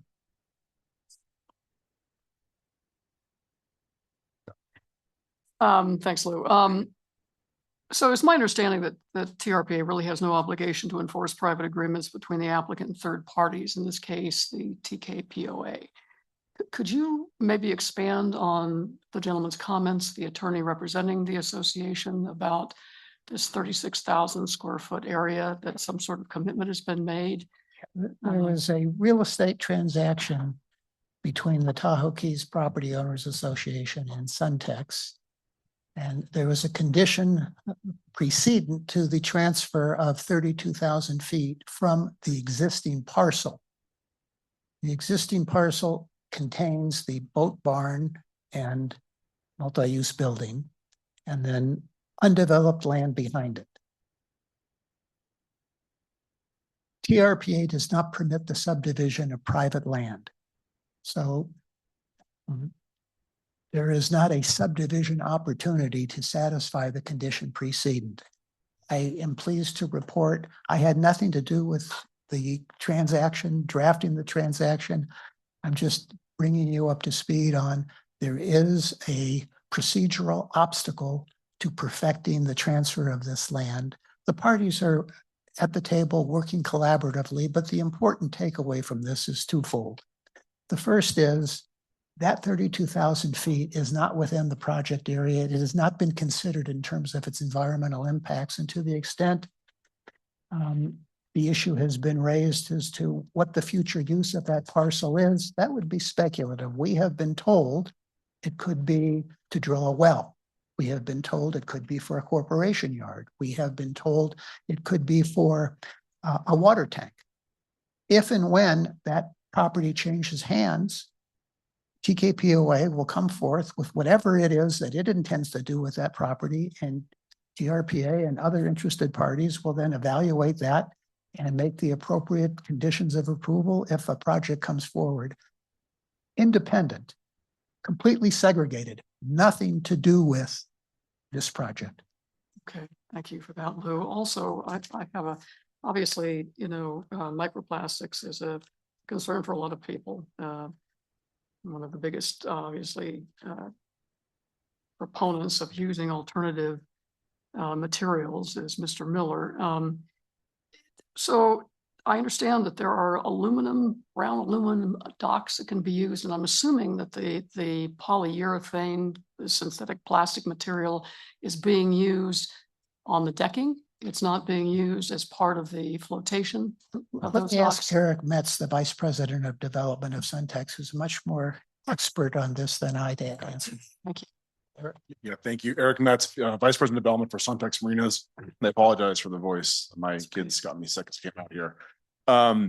The short of it is we have an aluminum deck system that has HDPE. It's a polymer system. Those are the floats that encapsulate the flotation devices. Inside of those, as part of the settlement process, the technology we used is that the float inside is all bound together. So if it was to be punctured at some point in the future, you're not going to get the beating and the balls that come out from that, and basically you can't control it. So it is a monolithic float there on the water with an aluminum decking frame. On top of that are concrete pedestals. So you're walking a full concrete system. Okay. If that great. makes sense, that's the detail to it. It's one of the best systems for this application. And one of the most environmentally sound. You can't, yeah, and I mean, there are other systems out there, but they don't necessarily work so well in the winter in Tahoe for ice. So Okay, I appreciate that clarification. Thank you. May I chime in on that as well? This is Graham St. Michelle. I just want to remind the board, when you approved the settlement agreement in 2024, part of that involved the dock rebuild, and we did work with Suntex on putting in a standard in there that was it was part of a bill in California, came right out of a bill in California about best practices of what these dock materials should be made of to protect from plastic and styrofoam coming out. So we actually, the board did, build that into the settlement agreement that we approved with Suntex. Yes, the question is beyond the approval of this particular project. It's been intimated that some action was taken by the APC in terms of forwarding a recommendation to the governing board about kind of standardizing the requirements in our code. Is that correct? Maybe we'd have to go back and look. I mean, I think that's outside the scope of this, other than a recommendation. I agree. We'll have to go back and. All right, thank you.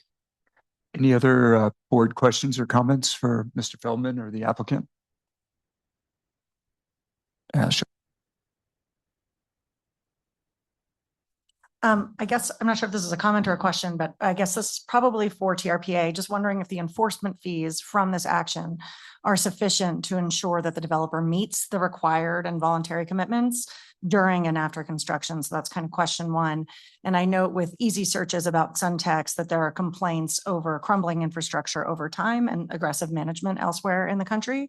So I just want to make sure we have sufficient enforcement fees should that come to pass in this development. And the thing with a big company is it's easy to find, dirty laundry about them elsewhere. So I want us to avoid any unintended consequences by having that sufficient enforcement authority and fees.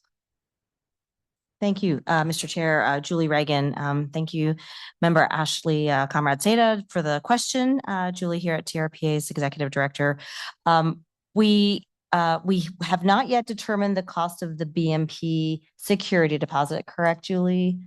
And I will ask for your help if I get this wrong, but generally on a project of this scope, we request the BMP management plan, and that then triggers the amount of security that we'll hold. That should be more than sufficient to cover any compliance issues related to the water quality system. There are mitigation fees that are I think to the tune of $84,000. Water quality mitigation fee that goes into our general mitigation account to support other environmental projects in the basin. And then I'll let Julie round out anything I missed. I think you covered it. Yeah, we'll collect our typical security deposit. It's 110% of the cost of installing the BMPs. And then we always have our just normal enforcement procedures outside the scope of the permit. So we do have enforcement teeth in that sense. I just noted, I think for future work that we should think about amending our rules and regulations to include sufficient worker housing. In Mr. Feldman's presentation, he noted that the rules and regulations prevented that from occurring. So I just want us to flag for the future that we look at that. And then my last piece is just that, we have seen permits given to these kinds of developments in the past. This board has approved permits that have never been actually pulled with the development occurring. Do we think this development will occur? And at what point if this permit goes through, at what point do we expect construction to begin? If I may, Lou Feldman again for the applicant. I would say the level of confidence should be quite high since they've just spent $15 million replacing the docks with no approval for the upland structures, which are likely to be north of a further $100 million investment. So they have demonstrated the ability to perform, and they self-finance. So this isn't contingent upon outside financing. And I'm kind of glad you teed this up, because I think it's important to recognize, our process is a complex process. It's a lengthy process. Suntex is uniquely poised to execute, but you're correct. We have lots of projects that come before you many of which have been in bankruptcy, have been foreclosed upon. The opportunity to do business in Lake Tahoe is complex and expensive and replete with risk. So of the array of projects that I have the opportunity to be familiar with, I can say to you, I can't think of a project with a higher level of confidence of execution than Suntex in this particular instance. Great, thank you. Can I do one final comment and then I'm done? Sure I thing. just request that in the future, if we give so much time to an applicant presenting, that we really focus on objectivity and facts so we can have a shorter presentation and speak specifically about objective facts. All right, Ms. Loomer. Ashley beat me to that one, but I would echo that.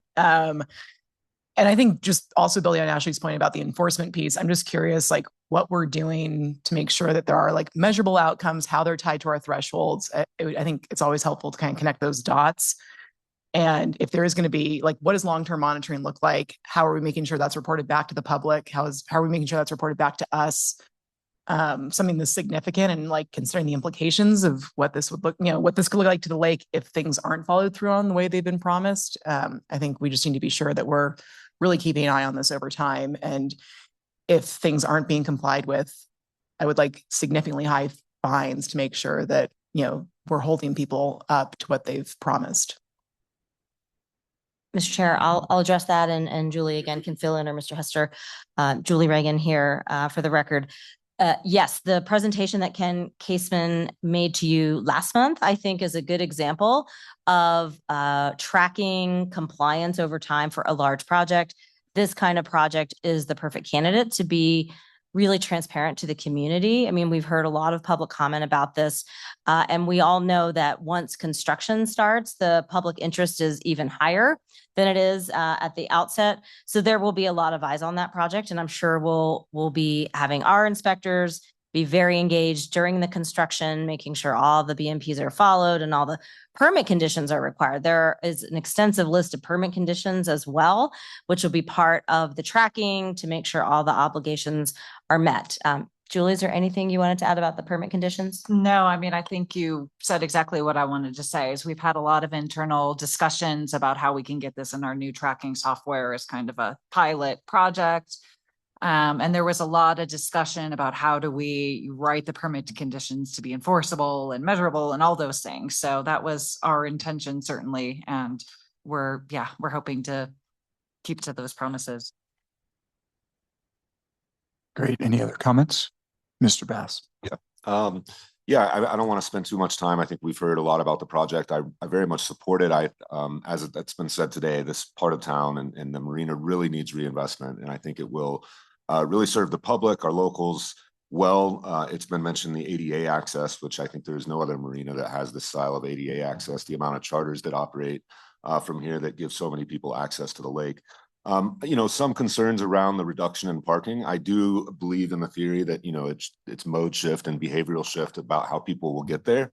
I think that it would be good to see a shuttle that could potentially operate for some of the larger charters that so when people are booking a charter, they have an option to be picked up at their hotel.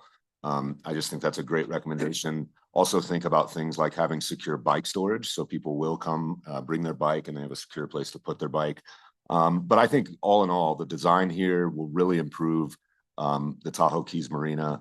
And again, the commitment to show, 15 million made before the approval to me, I think shows that Suntex is going to do what they've said they're going to do. And so, I'm happy to support this. I think, again, it's great to see this kind of investment in town. And the other thing, just as, I hadn't come to light with what's happening at that 32,000 feet.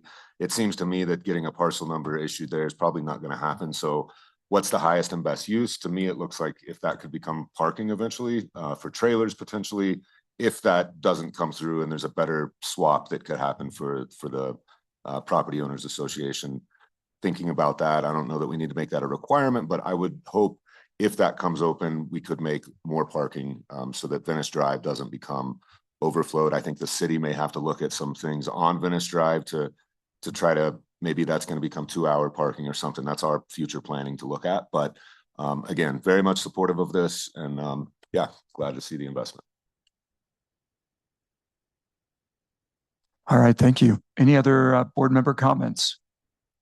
I do have one, and it relates to a lot of what we were talking about. I mean, I think this is an incredible project that accomplishes a lot of our goals. And so I'm very excited about it. Should it be completed as presented.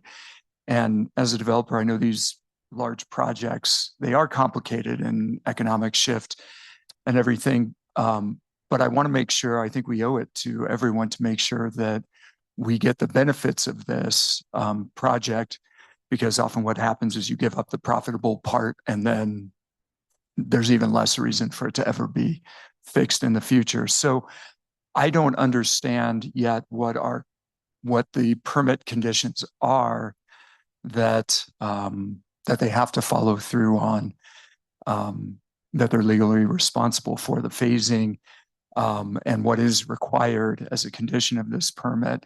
So the bare minimum that we will get from this, because right now it's showing a lot of environmental benefits and public access benefits with the bathrooms and other things. So I want to know kind of what is required of them. Well, yeah, there is a long list of permit conditions, everything from, the annual BMP maintenance monitoring and reporting, the AIS monitoring, the AIS management plan. There's a requirement for annual reporting and on employee transportation to encourage non-auto transportation. Those are a few I can think of off the top of my head. Can you think of anything else? So I'm blanking now. The public restroom, if you didn't mention that, is in there as as one of the permit conditions. And as Julie says, when these conditions are in the permit, we do act if they're not followed through. If a permittee takes the benefit and does a bunch of things that we authorize, but doesn't follow through on other conditions that are in there, I think we would consider that a violation of the permit, something that wasn't happening. We can take action to seek injunctions to ensure that they follow through. And we are in the process of that in other matters. Some other things that are very tricky and complicated to think about, I have in the top of my head. But yeah, we're actively doing that kind of work. Great. I'll add to that, Mr. Chair. There's a list of conditions starting on page 249 through 258 that have to be followed. And this partly answers a question from earlier about how it's paid for. This and many other projects that we have, they pay for what is required from us to go through the permitting process. It's not like just a flat fee. And so we have a mechanism in place we have to do extra inspections, and the inspections we do up until the time it's constructed, we can do that. We can charge for that. And then as Director Regan pointed out, the new system that we showed you all last month for tracking conditions after construction, we're working on that too. So I think that gives you an idea of all the things that are okay. I just read that as, it even says authorization to develop, not a requirement. So, but if you guys feel comfortable that the benefits of this project are part of this permit and we will see those happen, then that's fine with me. I would love to see it all done, but I know, things happen during development.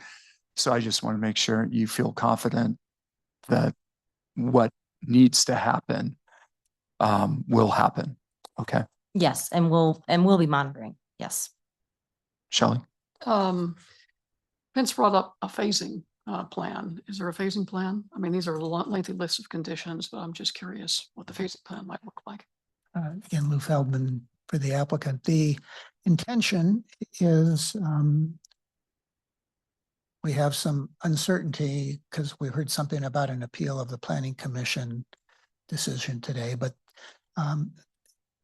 Plan A is to commence demolition this fall, start construction in the spring of 2027. It would be a 2-year build, the entirety of the project at once.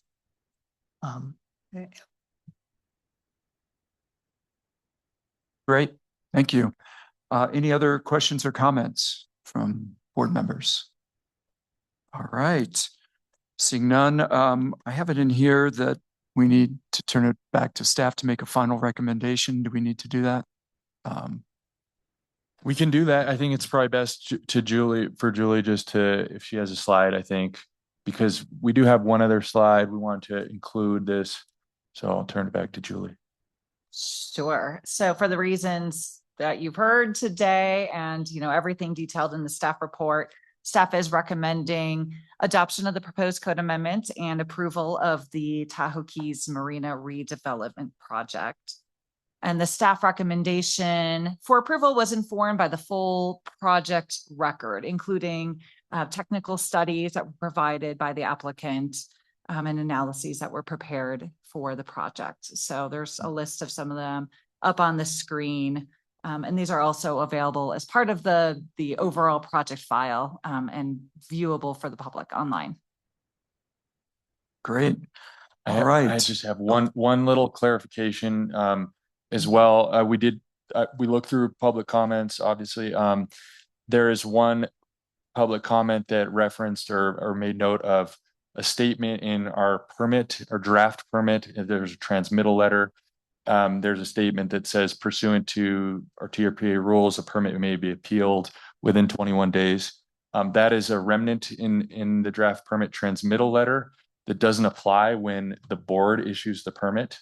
When the board issues the permit, anyone can seek judicial review pursuant to the compact.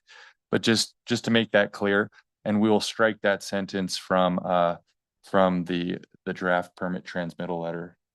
And yeah. Great, thank you. Any other comments or questions? If not, I'll entertain the motions. We have 2 motions related to code amendments, followed by 2 motions for the project.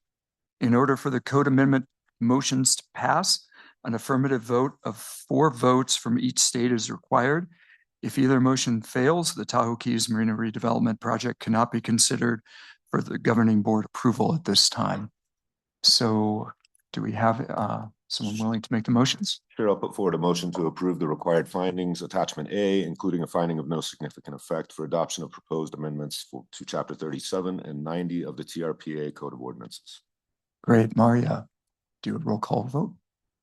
Salding, Yes. Mr. Bass, Yes. Mr. Rodriguez, Yes.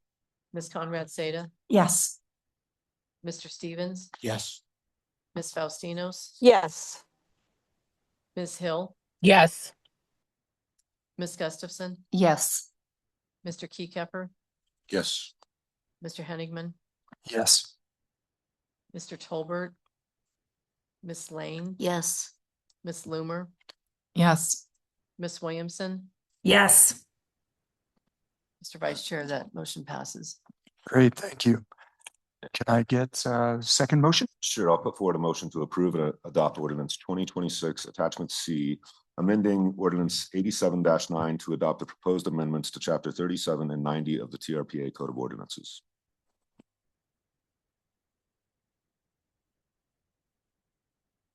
Great, thank you, Maria. We use your roll call vote. Thank you. Ms. Aldine, Yes. Mr. Bass, Yes. Mr. Rodriguez, Yes. Ms. Conrad Seda, Yes. Mr. Stevens, Yes. Ms. Faustinos, Yes. Ms. Hill, Yes. Ms. Gustafson, Yes. Mr. Keycapper, Yes. Mr. Henigman, Yes. Mr. Tolbert, Ms. Lane, Yes. Ms. Loomer, Yes. Ms. Williamson, Yes. Mr. Vice Chair, that motion passes. Great, thank you. And then Graham, can I do the C and D together? Or do they need to be separate? Let's just keep them separate. I appreciate the question. Yeah. Yeah. All right. I'll put forward a motion to approve the required findings, attachment A, including a finding of no significant effect. Great, thank you. Maria? Miss Aldine, Yes. Mr. Bass, Yes. Mr. Rodriguez, Yes. Ms. Conrad Seda, Yes. Mr. Stevens, Yes. Ms. Faustinos, Yes. Ms. Hill, Yes. Ms. Gustafson, Yes. Mr. Keycapper, Yes. Mr. Henigman, Yes. Mr. Tolbert, Ms. Lane, Yes. Ms. Loomer, Yes. Ms. Williamson, Yes. Mr. Chair, the motion passes. Great, thank you. Second motion? All right. You're on a I will roll. put forward a fourth motion to approve the proposed project subject to the conditions contained in the draft permit attachment B. Great, thank you. Maria? Ms. Aldine, Yes. Mr. Bass. Yes. Mr. Rodriguez, Yes. Ms. Conrad Seda, Yes. Mr. Stevens, Yes. Ms. Faustinos, Yes. Ms. Hill, Yes. Ms. Gustafson, Yes. Mr. Keycapper, Yes. Mr. Henigman, Yes. Mr. Tolbert, Ms. Lane, An enthusiastic yes. Ms. Loomer, Yes. Ms. Williamson, Yes. Mr. Vice Chair, that motion passes. Great, thank you. All right, so that takes us on to our next item. Are we going to do a break for lunch or? Mr. Chair, this may be a nice time to break and we could go till, about 12:15 and then we could pick up the next item if the board is so inclined. Yeah, Yes? I think we should because that seems to have a lot of And I'm heat. told lunch is ready. All So right, so we'll take a break until 12:15 12:15 thereabouts. and we'll re-adjourn for item 9B. Thank you. Thank you. And we have a birthday in the house. Board member Ashley Conrad Seda's birthday is today, as I understand. And there are some cupcakes for lunch.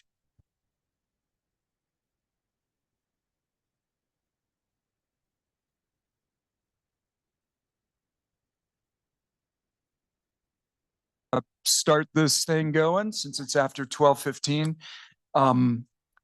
Julie, I was going to introduce Chris Wood, who's subbing in for Yes, that would be Alexis. lovely. Okay. Thank you. Great. All right. We are going to get back at it. And as we go, I know Alexis is going to be out for a little while and has someone subbing in for her, Chris Wood. And just want to welcome him and thank him for taking over for her on what will be a very exciting second half of our meeting, I'm sure. All right. So we're going to start up with, as promised, agenda item 9B, proposed amendments to the TRPA Code of Ordinances, Chapter 36, regarding stealthing requirements for wireless telecommunications facilities, including standards for stealthing materials, maintenance, and other measures to address material deterioration. Information on this item can be found on page 279. Paul Nielsen from TRPA is going to present on this item. So take it away, Paul. Yeah, thank you, Mr. Chairman. Members of the board, my name is Paul Nielsen. I'm the Special Projects Manager here at TRPA. I got about a 5-minute presentation for you, then we can move to questions. As the chair pointed out, this item is about reducing microplastics from entering Lake Tahoe. And I want to give you just a little bit of background before I get into the specifics of the item. In 2023, the Tahoe Science Advisory Council convened a microplastics working group to review the current research and discuss what next steps, what can be done based on that science.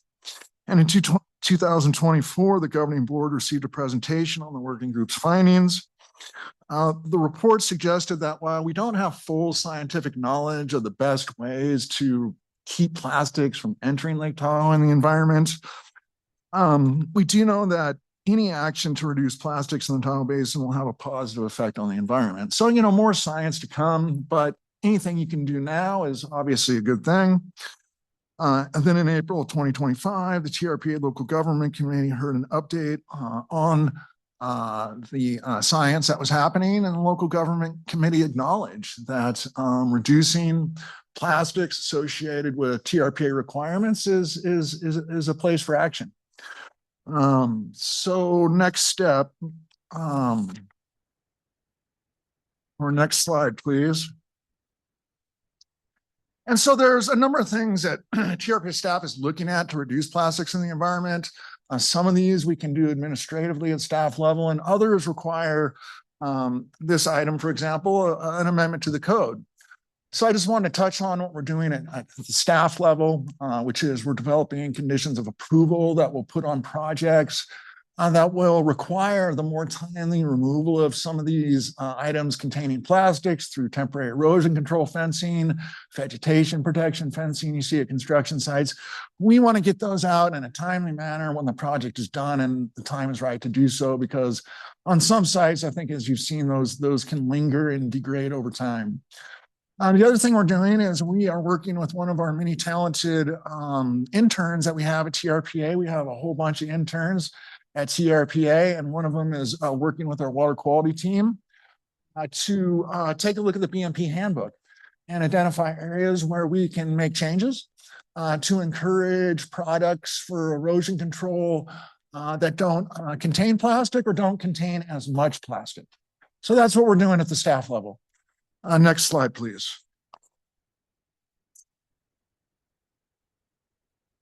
Okay, so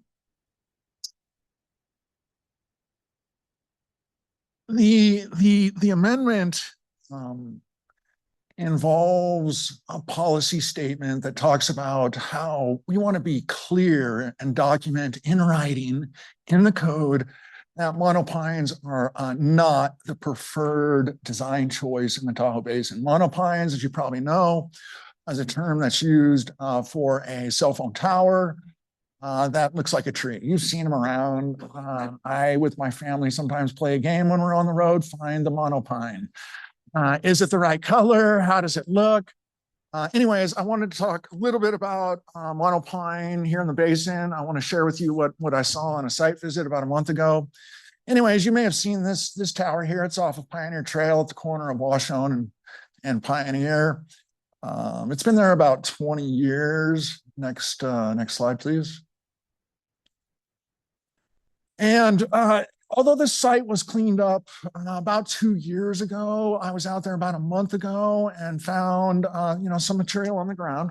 Next slide, please. That material ranged from just individual needles to parts of branches to complete branches. Next slide, please. And this is just close up of what I saw. Next slide, please. And again, individual pine needles. I did pick up, next slide, please. I did pick up when I was there, just so you could see it. This one looked like it had recently fallen. It's a nice dark color. It's got different types of needles in it. It's pretty dense. This is typically what we see when the tower is built. And then I found this that was covered by some pine needles. Looked like maybe it had been there for a year or two. You can see the color is degrading. There's not as much mass of the material. So UV light, snow, whatever it is, wind, of course. And then when I was leaving, I saw this sort of sticking out of the ground. It was almost completely buried. And this is sort of your end product. And so what we're trying to deal with is what happened between here and here. Where did that material go? And is it really necessary to have these types of facilities in the first place? Are there alternatives that we can work with the carriers to construct that don't contain plastic? Okay, so this slide right here shows microplastics in Lake Tahoe Basin. This shows a number of different sources, of course. And we're sort of focusing on the middle there, which is macroplastics to microplastics. Next slide, please. So again, I mentioned this a few minutes ago, but the amendment states that monopines, is not the preferred design choice, but in some circumstances, we may need to use a monopine. This is not some sort of backdoor prohibition. We acknowledge that this is a tool in the toolbox that may need to be used. In this picture, you can see the old Harvey's tower off to the right. You look up at the top, you can see the cellular panels up at the top, right? We didn't need to put a monopine on top of this building. Let's just attach it to the building. And then on the left, this is a tower out in Myers at Station 7, Fire Station number 7. It is on a scenic corridor, is in close proximity to that corridor. The density of the trees, the canopy, all things considered, we went with a monopine. And this was constructed probably 5 years ago. Next slide, please. So the amendment encourages alternative design approaches, as I mentioned. And I guess, you know, before I continue, I just want to mention that a lot of these things are things we're doing now, but they are things that are not written down in the code. And so we often have to require additional information after a carrier has applied. And then there's some back and forth, and that creates a delay in the review of these projects. These are important public service projects. And so the intent of this amendment is to write down what we've been doing to the greatest extent possible, so that the process is more predictable, right? We know that a predictable permitting process is valuable. And again, I want to show this picture. This is, a lot of people don't know this tower is here. This is on the south shore of Lake Tahoe. This is behind Bevmo at the Y. It is not a monopine. It is on a scenic corridor, but due to the screening of the building, the height of the tower, and the color of it, a lot of people don't know that tower is there. Next slide, please. Visual simulations. So the amendment requires visual simulations. Like I said, we require these today, but let's write it down so people can come in the door with those simulations and they don't have to be told they need them. I think you all know what simulations are. They simulate the proposed condition and they can simulate alternatives to that condition. The picture on the right was a simulation that came in with an application we are currently reviewing, which showed a monopine in South Lake Tahoe in the industrial track. There's not a lot of trees out there for those of you that are familiar with it, right? So it almost stands out more than if it wasn't a monopine. And on the left, we asked for an alternative that didn't include the microplastics, and that's what you see on the left. And we're currently working with the carrier to maybe make that antenna array on top a little tighter and the tower a little shorter. So I just want to give you a real life example. Next slide, please. The amendment talks about the need to provide information regarding the durability of this material, manufacturer specifications, so that we can, over time, keep an eye on these and understand how they perform over time if different materials are being used, because over time they do degrade. And this particular picture is a tower up at Sierra Tahoe. I don't know if any of you noticed when it was constructed, probably 6-7 years ago. It looked pretty good. I was given that tower a solid B+, A- when it was first built. It was pretty thick. It was dense. You couldn't see the tree bole or the tree trunk all the way through the tower. But it is on an exposed site. The winds that come through there are significant. And so here we are a number of years later, and I'm not sure what that looks like, a toothbrush. But it doesn't look like it did when asparagus, like you name it. Like, to me, that's not a tree. I know what they're trying to achieve, but I think that it's not being achieved anymore. Next slide, please. So the approval process, what have we done to get here today? We've conducted some public outreach. And Graham St. Michel has been instrumental in bringing this amendment forward. We've sort of teamed up on this. We had an APC hearing and a good discussion on May 13th. And the APC did recommend the governing board approve the proposed amendment. And then the third bullet is obviously the hearing today. So that's all I have, Mr. Chairman. Happy to answer any questions. Great. Thank you, Paul. Any questions or comments from board members? Shelley? Thanks, Paul. So I'm looking on page 294, and this is attachment A, the draft code language. Under subparagraph, it would be 36.15.5, paragraph C2. It says photographic documentation of the facility and the surrounding ground conditions. Is it possible to require that they use a digital camera with a date and timestamp? Because they could submit anything and allege it was recent. What other kind of camera is there? Do they still Well, use no, film? People could use cell phones and take a picture, and I don't think there's a date and Yeah, there's a timestamp. date Is and there? Not on timestamp. mine. That's Oh, because I have an really? iPhone 7. And a fossil. Yeah, and a fossil. Both are fossils. We, Okay. we could, but we, Because I was presented with a fossil by Paul. Anyway, as long I as can tell you we're the background behind the fossil, but as long as we're able to verify when the photo was taken, that's fine. we deal with this on a lot of projects, Shelley. And so we make sure that our date stamps on the photos, or we actually physically stamp when it comes in, or we receive it during an email, and we make sure there's a date stamp if it's being received via email. And I did want to add, I think it is important. We heard earlier today, how does this connect to the regional plan and the thresholds? And so I just wanted to sort of step back and point out that this relates directly to the thresholds, right? The scenic threshold. It relates to improving water quality. And so in response to some of that public comment we heard earlier, I just wanted to, point out that direct connection to the thresholds. Absolutely. Okay. Thank you. Any other board comments or questions? Brooke? Thank you, Mr. Chair.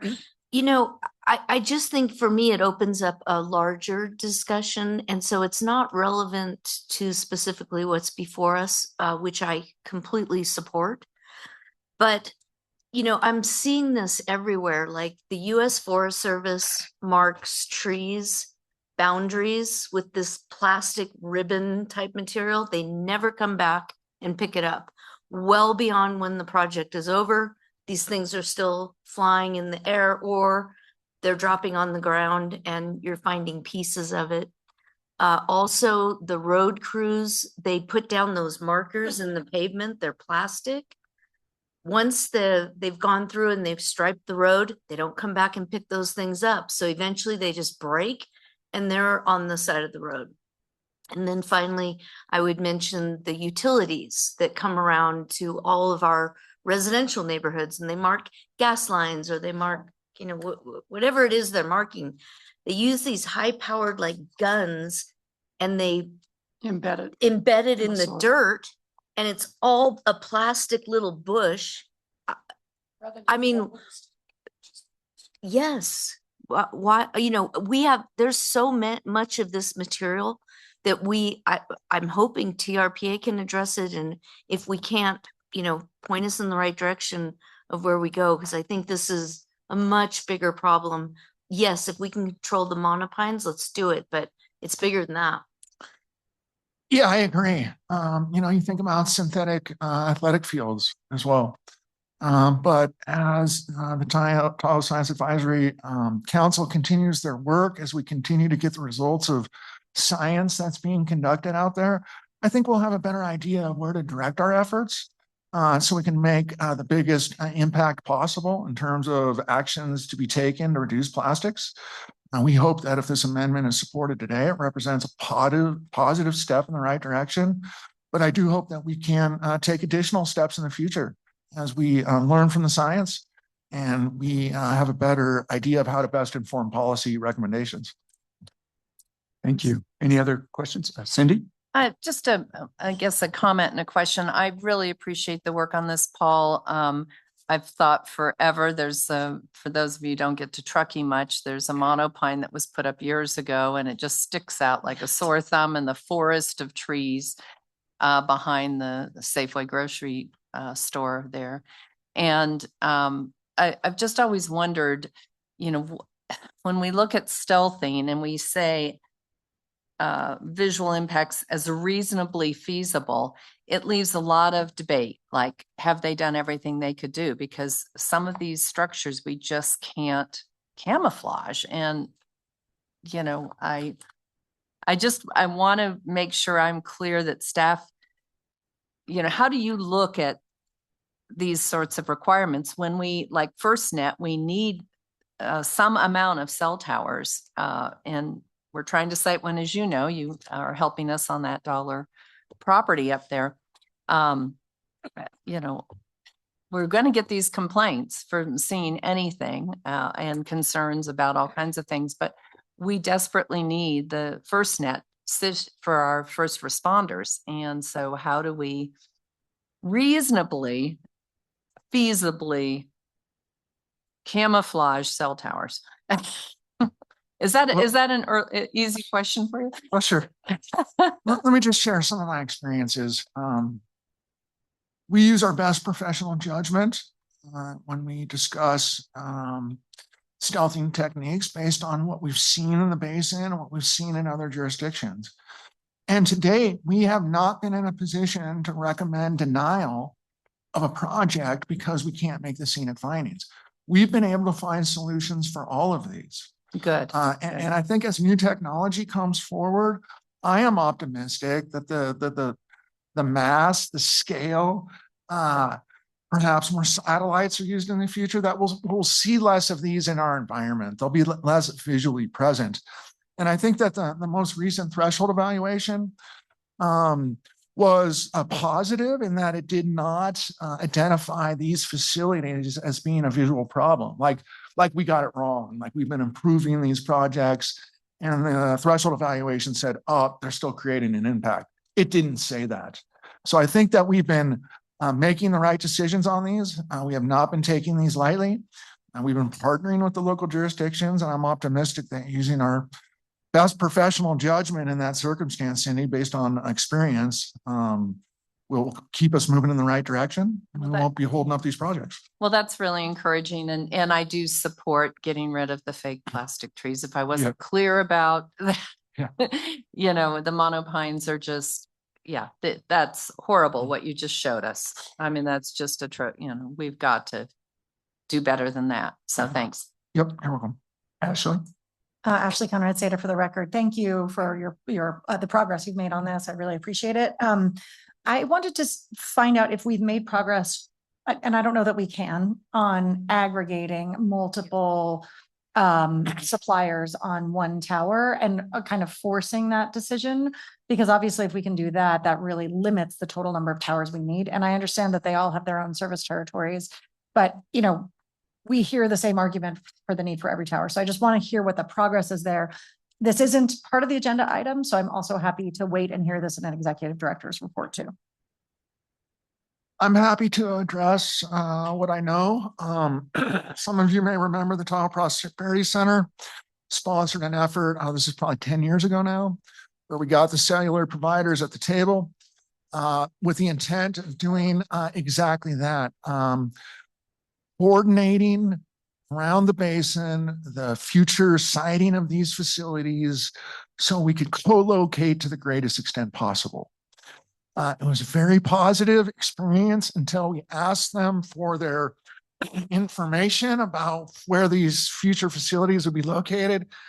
And they said, we're not sharing that with you. It's proprietary. And so that effort sort of got derailed. But I can tell you that we don't have language that forces the co-location, but we do talk about co-location with every project application. And in fact, our review process is incentivizing the co-location. Because if you have an existing facility that's been approved by this board, you can add another antenna to that tower without coming back to the board. And so that is a real incentive to these carriers when they know they don't have to go through a lengthy public hearing process and address public comment. And so that is something that we talk about early on. And in fact, they've done their homework in most cases. If they can co-locate, it's going to be cheaper to build. And in fact, if they don't have to build a monopine, they don't want to build a monopine either. It's more expensive. They have to maintain it. And they would rather just build a pole. So these amendments, again, they're memorializing a lot of what we've been doing, but we wanted to write it down and make it more predictable so they know upfront what's required. I don't know, board member Ashley, if that addresses your, I kind of like to ask that we keep to this agenda item now, because there's so much to go over on microplastics and cell phone towers. Let's just do what we're here to do today, and and then we need to make sure we do the other two. So any other questions about these specific amendments? Yeah, so thank you, Cody Bass, for the record. I definitely support, the change here. I think for me, I really wish that if we're going to allow a monopine that that it's not going to be from a microplastic material at all. Like, we prohibit the actual materials that have any type of ability to become microplastic, as you've shown us today. I just think that that's what we've got to stand to. And, I've spoken on this before, and I think when you look at this in a larger context, years ago, I talked about we really should make a planning effort that isn't from the networks, that does not come from the telecommunication industry, but we get our own consultants to really identify where the best places for all these towers are, and that fit within our scenic requirements and actually forces the co-location. We really, I think, in our, we're tasked to protect the land use and to do these things and follow them with our thresholds. And I think that you can really get to the right place if you have the right study done to show exactly where towers need to be, exactly where we don't have coverage. Make one tower to fill in that gap, but make all 5 telecommunication companies be on one tower. And we have to force that, because they're not, they get into an argument of who owns the tower. And of course, their competition coming onto a tower they own creates the other company just to build a new tower in that same space. And if we don't force that, we're going to continue to see these applications. And I think you brought up another great point, which 2 to 5 years, most likely these towers are not even needed for telecommunications. We're most likely going to be using satellites at that point. So we really need to be thinking about that as we continue to approve these things. And I think we should really look at a long-term planning effort, and potentially almost think about not approving them until we go through that effort, and that'll force them to co-locate now if they want to get service now. All right, thank you. Shelley? So that brings up the question. I presume that there's a provision in the permits that we issue that requires the removal of the towers if they're no longer being used, right? Paid for by the telecommunication company. all right, that is not a requirement in our permits today. It probably should be. In fact, they're going to become obsolete at some point. I need to check for the local jurisdictions, because that may be where we overlap you and we require that. Yeah, So okay. And again, that's not what we're talking about today. There's a lot that we need to. It has to do with monopines But I'd just like to keep it very specific, because I mean, though, but we could add that to be added into this if we wanted to make a removal that could be part of this code. If we're amending the code, we could put that requirement in now, I would say. Makes sense to me, for sure. we can do anything. Yeah. All right. Any other questions or comments? I guess if then we'll entertain a motion, and if we want to put that as a requirement, I mean, whoever makes the motion. I can't support doing it as a requirement without staff having looked at this and seen what the implications are. When do you start that? Are there cell towers underway where we just fought to move one across the street, get it co-located and put FirstNet on it? If we start requiring that filter, just here at the dais, I don't know that we have the background and research and know the implications. But I agree with the concept, Cody. Well, it would just be that if they Mr. Best. completely quit using it, right? So it's not like if it's abandoned and you just have this vacant tower, it just requires that they remove the tower if they abandon it, not any other time. Oh, I see. I thought you were going back to But I think co-location. the parties have already approved the language, and the only latitude we have is if the language that we add is substantially similar to the language in the that we've in the code published. amendment. Yeah. Well, I think it needs to be pursued in the permit. Yes. process. Yeah, I think as staff, we'd like an opportunity to think about the implications of that and talk with our local jurisdiction partners.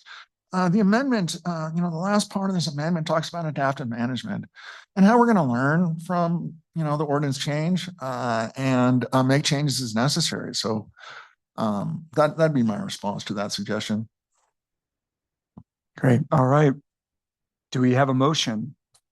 Anyone willing to make a motion? I'll make a motion to approve the required findings, attachment A, including a finding of no significant effect for adoption of an amendment to chapter 36 of the TRPA Code of Ordinances. Do you want these in two separate motions? Okay. Thank you. All Why you right, did it separately. great. Any discussion on that? All right, Maria? Ms. Alding, Yes. Mr. Bass, Yes. Mr. Rodriguez, Yes. Ms. Conrad Seda, Yes. Mr. Stevens, Yes. Ms. Faustinos, Yes. Ms. Hill, or Mr. Wood. if you're- Yes. Ms. Gustafson, Yes. Mr. Keycapper, Yes. Mr. Henigman, Yes. Mr. Tolbert, Ms. Lane, Yes. Ms. Loomer, Yes. Ms. Williamson, Yes. Mr. Vice Chair, that motion passes. Great, thank you. And I'll make a motion to Great, perfect. approve and adopt ordinance 2026 attachment B, amending chapter 36 of the TRPA Code of Ordinances to add section 3615, stealthing for wireless telecommunications facilities. Great. We have a motion. Any discussion? All right, Maria? Ms. Alding, Yes. Mr. Bass, Yes. Mr. Rodriguez, Yes. Ms. Conrad Seda, Yes. Mr. Stevens, Yes. Ms. Faustinos, Yes. Mr. Wood, Yes. Ms. Gustafson, Yes. Mr. Keycapper, Yeah. Mr. Henigman, Yes. Mr. Tolbert, Ms. Lane, Yes. Ms. Loomer, Yes. Ms. Williamson, Yes. Mr. Chair, the motion passes. Great, thank you. All right, that brings us to agenda Mr. Chair, item. can I Oh, just sure. wanted to apologize to Mr. Bass. I thought he was trying to change code for the co-location requirement.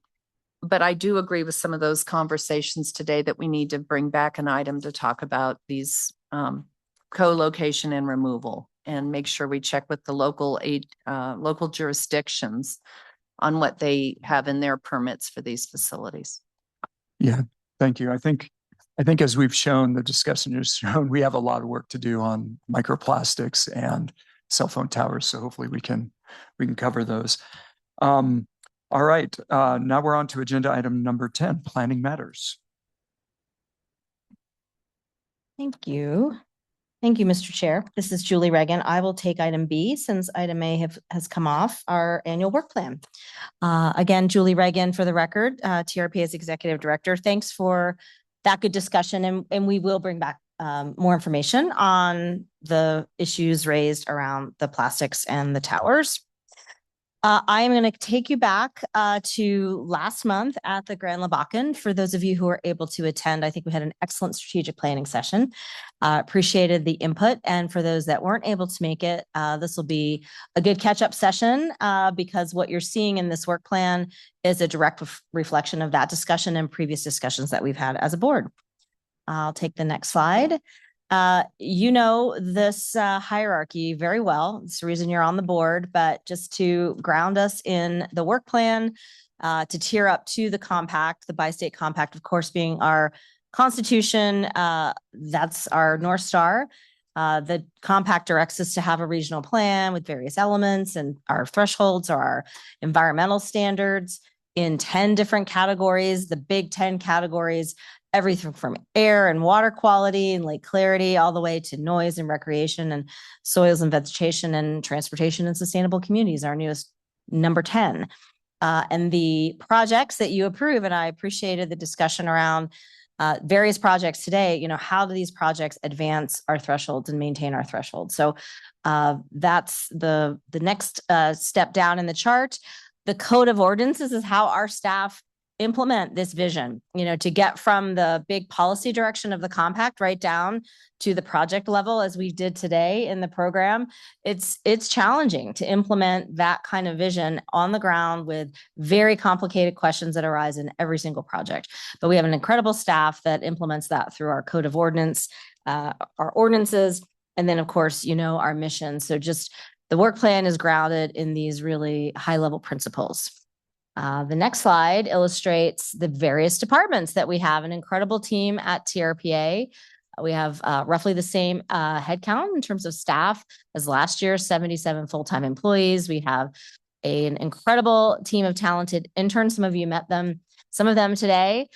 We have our seasonal crews, including our 2 boat crews that are on the water, our watercraft team, our eyes and ears and education, and implementing our shoreline plan. And then the various departments to the right implement those. And our permitting and compliance department is the largest. And the work plan breaks down the organizational charts for each of those departments. In your packet, when you have time, you can leaf through that to get familiar with just our internal organizations. But what an incredible, talented staff that we have. We're so fortunate to attract the best and brightest minds in the area, and people are truly mission driven that work in this building, and they've dedicated their lives, in many cases their entire careers, to supporting the lake and our mission. The next slide just illustrates a couple of pictures from the Grand Labakan. I really want to thank Cindy for being our host in Placer County. We had a great field tour on the Wednesday portion of the regular board meeting. That's a picture of us near Fanny Bridge.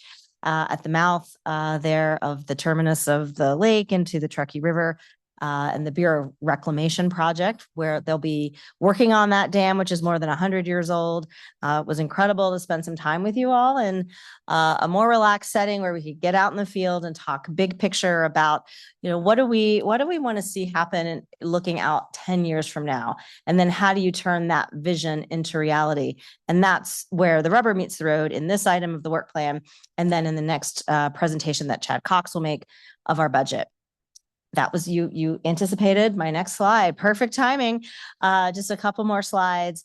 And so when you look at that constitution and the hierarchy of the compact, you drill down into our 10 environmental threshold categories, you really can roll up a lot of the work that we do in the 4 big strategic priorities: the lake, the forest, Connecting Tahoe is our transportation system, and Tahoe Living is our housing initiative, the big 4. And if you then go to the next slide, what we spent some time at the retreat, we had excellent presentations from Kim Carringer and John Hester, breaking down each of those strategic priorities. And just a couple of highlights to flag what's inside the work plan with the various departments.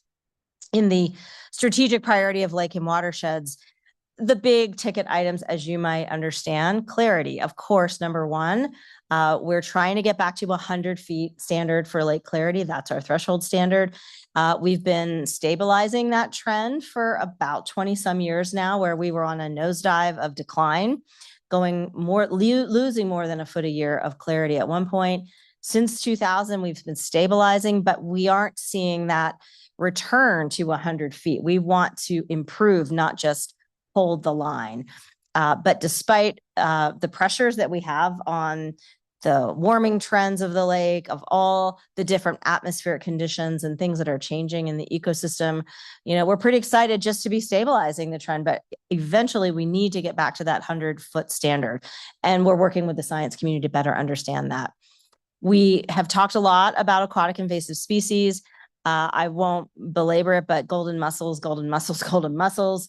Clean your gear, get the word out that people can bring in golden mussels in kayaks and stand-up paddle boards. It's not just power boats and motorboats that are the vectors for these new invaders. Potentially, we've already, you probably saw the news, we just found another boat with golden mussels just in the last couple of weeks. So aquatic invasive species continues to be a super high priority, as well as watershed restoration. All the Third Creek, Rosewood Creek in Nevada, the Upper Truckee River is the big watershed focus on the South Shore, among others. Multiple partners in the EIP, the Environmental Improvement Program, are working to restore watersheds because Of course, the natural filters of sediment are our meadows, and we developed more than half of the wetlands in the basin before we even had a regional plan. So we're going back and restoring those meadows. And that not only helps water quality, but that supports wildlife, habitat, climate, carbon sequestration, among other environmental benefits. The Tahoe Keys and the invasive weeds, a huge focus for our team and the partners, and stormwater. Tahoe was developed without even sidewalks. We're still catching up, putting sidewalks. Some of the construction that you see relates to sidewalks, and that means better stormwater conveyance. So we have to go back and re-engineer areas to facilitate more modern stormwater treatments. On the forest health and wildfire strategic priority, I will note that today is the anniversary of the Angora wildfire of 2007. It's almost been 20 years, 19 years since Angora. We'll never forget that. It was a pivotal time in the agency's history, of our basin's history. And it put our partnership around forest health and wildfire, the creation of the Tahoe Fire and Fuels team, it put that into gear. There was already work going on, but it supercharged the situation, and I think has forever changed our collaboration for the better in the basin. And so we have already, through this board's action in February, adopted our new forest health standards that are science-based. And now we have to implement them and carry that forward into the day-to-day work, not only at the agency through projects and programs, but also through our partners. And the Forest Service, being the biggest land management agency, is a very important partner in this area. And public communications around emergencies and evacuation is another focus of this priority. On the next slide, we have transportation. You heard from Hester at the strategic planning session around all of the connecting of the dots in transportation, which is a huge challenge. Many of you also sit on the Tahoe Transportation District Board, and firsthand the complexity involved in not just transit, but all the other T's in the 4 T's of the regional transportation plan: transit, trails, technology, and our town centers. And making all of those systems work together so that our vision is that you could take a bus from here and it wouldn't take you, 2 hours to get to the North Shore and having to go to Reno to get to the North Shore on a bus. That's our vision. And it's going to cost a lot of investment. It will take a lot of investment. But luckily, I feel like for the first time in a very long time, we're making some real meaningful progress in this area. We have a couple of key grants, federal grants, that are helping us support our local jurisdiction, our emergency response responder partners in the system management and operations area, and resiliency overall, to help us better plan for evacuations and to do so regionally. And also to support the work of the destination stewardship groups. How do people who come to enjoy our public lands get around better? How do we do a better job in giving them information before they go so that they're not driving around looking for parking lots? And if we could automate that with technology, it would be an environmental benefit and a benefit to all the quality of life for the people who live here. And then certainly housing. This board has heard a lot about our cultivating community, conserving the basin strategic priority. Work is underway on the environmental impact statement. You'll be making a big decision on that in the next fiscal year, in the first several months of 2027. But our main goals in that strategic priority are consistent: to reduce the time and costs for affordable housing, to improve water quality and housing at the same time, to implement more stormwater controls and treatments, and then to give people more housing choice instead of just the market automatically as the default building the largest, most expensive properties out there. And a big thank you to the Regional Planning Committee with member and chair of that committee, Henigman's leadership. We have made a lot of progress in recent years. We've been doing this in different phases, but this is a big undertaking, and super proud of our team for working with the community in lockstep and reaching out to the communities that are most affected by the lack of housing, and in many cases, substandard housing that exists in the basin. And then just a couple more slides on the work plan. There's always everything else that doesn't fit in the 4 strategic priorities, perhaps neatly. And they're also equally important. The threshold update, you heard it in public comment today from Keep Tahoe Blue. We are down from about 180 standards to 111 standards in the thresholds in those 10 various categories. And that's still too many because we have a lot of antiquated standards that aren't based on science. We need to do the work, and it will take a very heavy lift in collaboration with the Science Council. And so that is a high priority for us. And I won't go through all of these, but there's still a very big lift around, government relations, trying to free up more federal money, better tracking on permit conditions that came up in the Tahoe Keys Marina presentation, community design standards, working with our local jurisdiction partners. We haven't updated our signage ordinance since the 80s. So there is just a lot of work that we're going to tap our advisory planning commission to help us with, as well as the community to bring a lot of our standards up to date. And you also heard from Paul Nielsen's presentation, the work that we're doing on microplastics.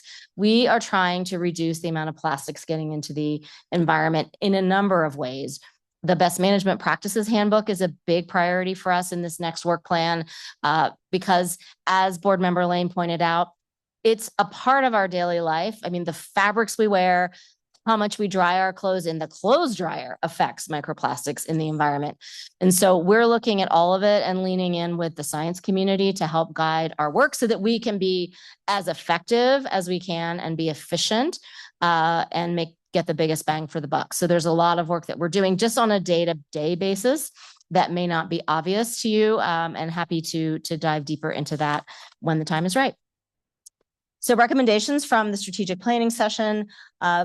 Being out there more on the water, it was a discussion that we've had. We are, 8 years into implementation of our updated shoreline plan, and it's still taking time to get the word out about some of those new provisions, working with concessionaires. We have illegal concessions that we're in litigation with in one case. So there's so much emphasis in this work plan around the shoreline and having more eyes and ears on the water. We had another great idea about having a parking lot. And I think we've heard some examples in discussions today that we're going to add to a parking lot for future discussions for policy recommendations, because we may not be agendized for a certain topic at a meeting, but we're not going to lose track of that. And so we're going to implement that. Another fantastic idea was a strategy session or some kind of joint meeting with the Tahoe Transportation District Board, since there is a good deal of overlap.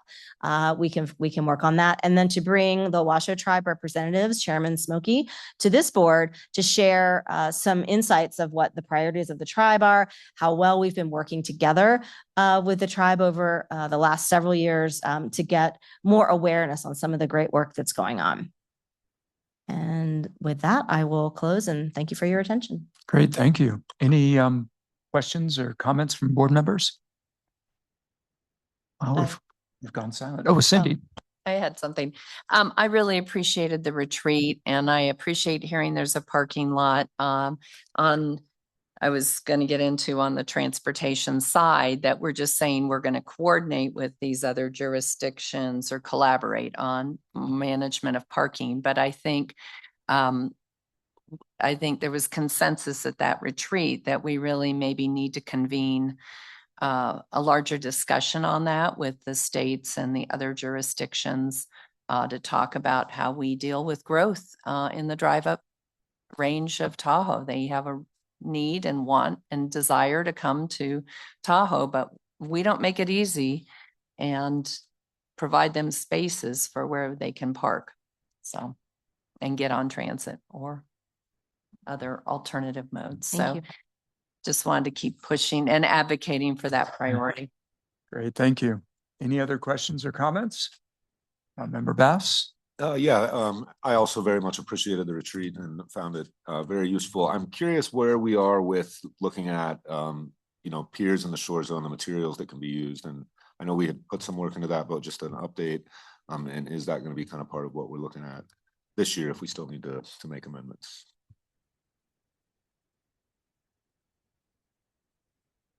Well, as you heard Paul Nielsen say, we already can do some things administratively, so we're not allowing, I can't remember exactly how to describe what they did or they're doing at Tahoe Keys, but that's what we're requiring administratively.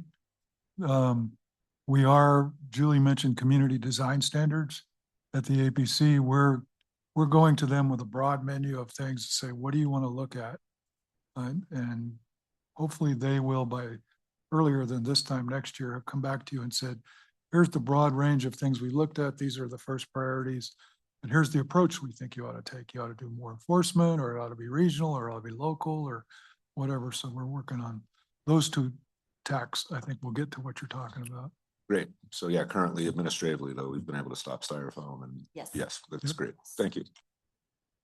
Thank you. Any other comments or questions?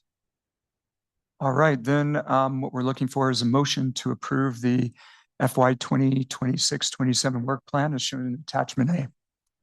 I move to approve the federal year, yes, FY 2026-2027 work plan as shown in attachment A.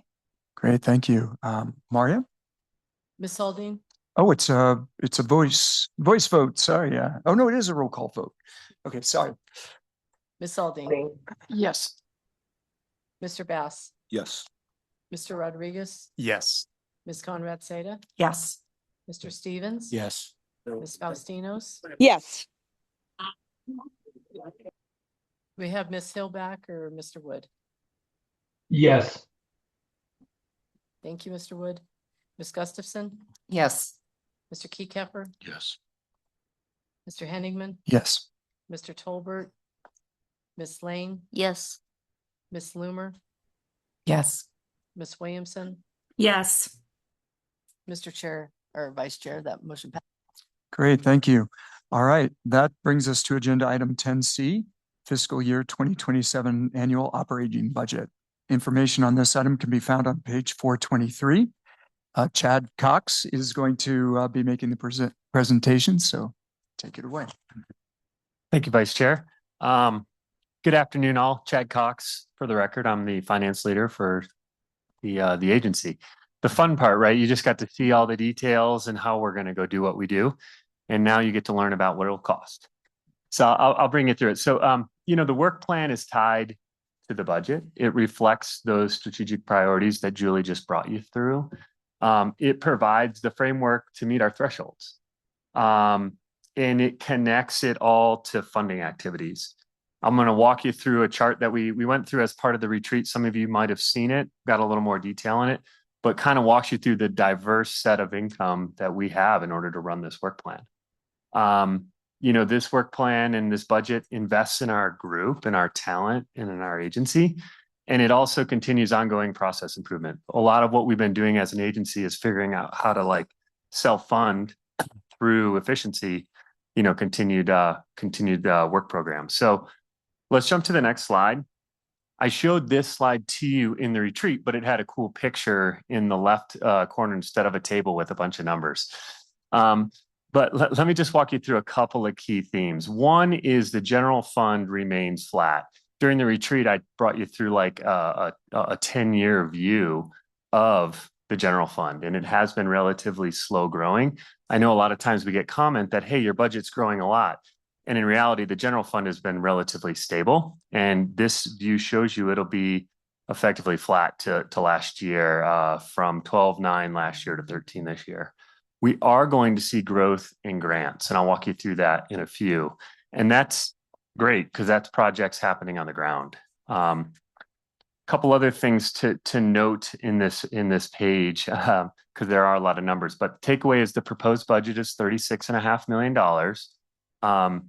The way we're going to balance, because there is a slight, I don't want to call it shortfall, but we need to balance the expenses with the revenues using the fiscal year 25 surplus. So it's slightly unbalanced by 574,000, and we plan to use that surplus from 25 to cover the delta there. Couple other key assumptions is this fully funds, like I said, the work plan. It assumes full staffing levels of the 77 people that Julie mentioned in her page, as well as our interns and seasonal staff. And it does provide for an increase in staff for merit-based salary increases of 4.5%. And then finally, we did have a great discussion on a potential new boat in the future. That's not something we're going to put into this work plan, but we are going to take fiscal year 27 to develop a plan around it. the timing, what type of vessel are we looking to upgrade to? And then also, what are some ways we can go after that funding? Can we do it internally with Shoreline fund? Should we go to the states for appropriation, or is there another bill we could potentially leverage in order to get a new vessel? Our current one is costing quite a bit in maintenance, and we don't want to end up in a spot where we don't have a boat crew that can go on the water. So that's the summary of the budget. If we jump to the next slide, this is the way we'll source the revenues. Grants are a big portion. Like I said, grants are going to be up $6.3 million versus last year, and that's mainly driven by the Lake Tahoe Restoration Act. We're anticipating over $11 million of LTRA funds in this budget. The bill or bipartisan infrastructure law is another big item, almost $2 million. And then through our transportation grants and CalSTA grants, we'll have almost $6 million. So those are projects on the ground. Those are things where we are project managers. We have some staff time allocated to that, but the majority of the way we work those grants is we hire third-party contractors to implement those. State funding is $8 million anticipated, and that is flat to fiscal year 2026. From a fee perspective, that $4.8 million is really made up of a few things. The main thing is our permitting group. We have assumed a 3.5% fee increase based on Western State CPI. That's what's in the budget. We'll come back to the Operations and Governance Committee for approval for that rate increase in October, but we did need to make an assumption in the budget, and that's what's in there is 3.5. There's also shoreline permitting in there. And then obviously, as we have settlements, like you all have seen and approved over the last fiscal year, we have some of those. So we made a small assumption for settlements within that figure. Finally, the last small bit of income, it's in the other bucket, but we have funding from the counties, $150,000. We have rent income from our tenants on site. That is $365,000. That is up slightly just based on rent escalations that we have in our contracts. And then finally, we have investment income. I know as the Operations and Governance Committee, you got to review our principal investments last month. So this is, I think, a relatively conservative estimate based on how our state funds as well as principal funds have been yielding. And that makes up the remainder of our revenue sources. Before we jump to expenses, any questions on revenue? Yeah, please. Sure. Member Keycather. Thank you. Why don't we sync approval of the fee increases with the fiscal year? Why do we wait till October to do that? Great question. You got it? I think, Ben, you may remember, it's John Hester here for the record. When we brought the permit process improvement plan to you all, I want to say like 2 years ago, I think it was board member Settlemeyer at the time said, I'll vote for the across the board increases, but I want you to do kind of I call it time and motion study. So we actually have a staff person who is now doing that Jen Self, and she doesn't have it. She doesn't have that ready, but she should have it ready in October. So that's where we anticipate some fees may go down, some may stay the same, and some may go up because we're trying to track with a lot of detail exactly what each type permit takes. The other thing is they do become effective January 1. So for folks planning, I think if you think about the building season and stuff as well, tends to be summer based. So I think we make a decision in October, it becomes effective January, and then we run for the year. If that makes sense. Makes it tough to budget for a fiscal year that starts July 1st when you don't know exactly what your fee rates are going to be going into January. The rate is based on Western State CPI, so I track that every month. It's just we lean on whatever the Western State CPI actual is in August, and that is our recommendation plus anything that we may bring to you. So we have a good idea. It's probably going to be between 3 and 4%. So it may be plus or minus 50 basis points. It shouldn't be materially different, I wouldn't think. And then on the general fund revenue, you'd mentioned to carry forward from fiscal year 25 to cover a shortfall in 27. Correct. So is that just being held in reserve right now? Correct. So it looked like there was also a shortfall for 26. Correct. Covering that shortfall. Correct. That the shortfall from 26 was from 24. reserve. We've tended to be very conservative in our budget, and almost always, as I look back, we have spent less than we had budgeted, and we've built towards a reserve, and we want to, we're not in the business to do that. The thing is, audits become final in the fall, and we'll bring that to the board for approval in December. So we don't really know what the shortfall is for 26 yet, or the surplus for 26 until we go through the whole process through the summer and the fall. So that's the approach. Great. Member Conrad Seda. Thanks, Ashley Conrad Seda for the record. So with the grants funding, are those all encumbered such that that funding will go out the door in the next fiscal year, or are they planned to be spent over a number of years? This is, most of these grants are over a number of years. This is the anticipation for the fiscal 27. Yep. Thank you. Any other questions or comments? Okay, I guess that's right. Thanks. Sometimes it's easier to, ask questions as we're going. All right, great. So jumping over to the expenses, contracts is a big number for us. We do this on purpose. We staff at a level that we hope to be able to cover with the general fund. It's close, or by, I should say, the state's appropriations. But contracts is where we can flex up and down to do implementation of our program. What I've tried to capture here is the contracts by program. I have provided in the backup contracts over $100,000 for transparency. That's something the public has asked for. So we've put that into the packet. The good news here is in this contracts number, over $13 million is for environmental improvement. So the EIP program and AIS. If you look at some of the things to run the business, run the agency, things like facility infrastructure support and our permitting group, it's a small amount of that $24.5 million. But 66% of our budget is going towards those contracts. Compensation is anticipated at $10.5 million. We build this up based on the folks that we have, anticipated increases in medical and benefits.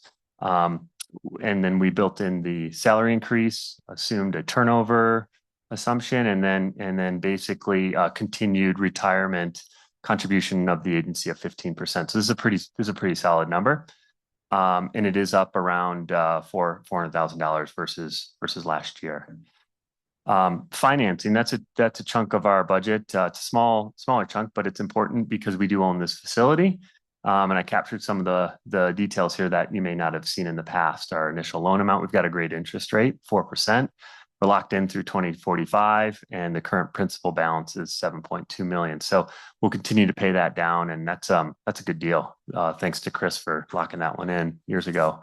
And then finally, in the other bucket, we've got things like our IT software, IT type equipment, as well as building operating expenses, property taxes, and utilities and maintenance. We also do spend a bit on our employees. We want to continue to develop them, train them. And so there's an element of professional development and certifications in there. And then we do have a small amount of funds for, for example, renting a facility over for the aquatic invasive species decontamination area up in Spooner, for example, and then fuel for the boat and things like that. So very detailed. It's a bottoms up view by program. And there, has been a lot of input from staff and my finance team to build this budget. So feel really good about this as well. Any questions on expenses? Okay, that brings us to the last slide. So if you approve this, what are you approving? This would approve the overall expenditures of the agency. It'll approve the grant agreements that we showed on the slide, contract expenditures, the staffing levels, the 77 folks, and the merit-based salary increase that I mentioned. And then this would also authorize us to make any small tweaks as we finalize the budget. We wouldn't go over or above the expense or the revenue number, but as we go through, there may be some small tweaks required. So with that, are there any other questions? Let me ask Brooke, as head of operations and governance, if she'd like to say anything about the budget or any of the work that went into it first, and then we'll get to committee comments. Okay, great. Thank you. And thank you to Mr. Cox for taking the time to kind of walk me through this at a very detailed level. As some of you may know, Shelley Aldine was the chair of operations and governance for years, and I'm trying to get to her level of understanding without having to be on the board for 20 years, trying to do it 23. So thank you for that. And I think, you know, the big thing is our general fund is stable, but recognizing it is flat. And, you know, it's through cost efficiencies and through the contracts, you know, that we're able to give staff increases. It's not because we're getting more monies from the states, but that's important that we're able to stay competitive in the market. The grant revenues is the biggie. It's up, you know, over $6 million.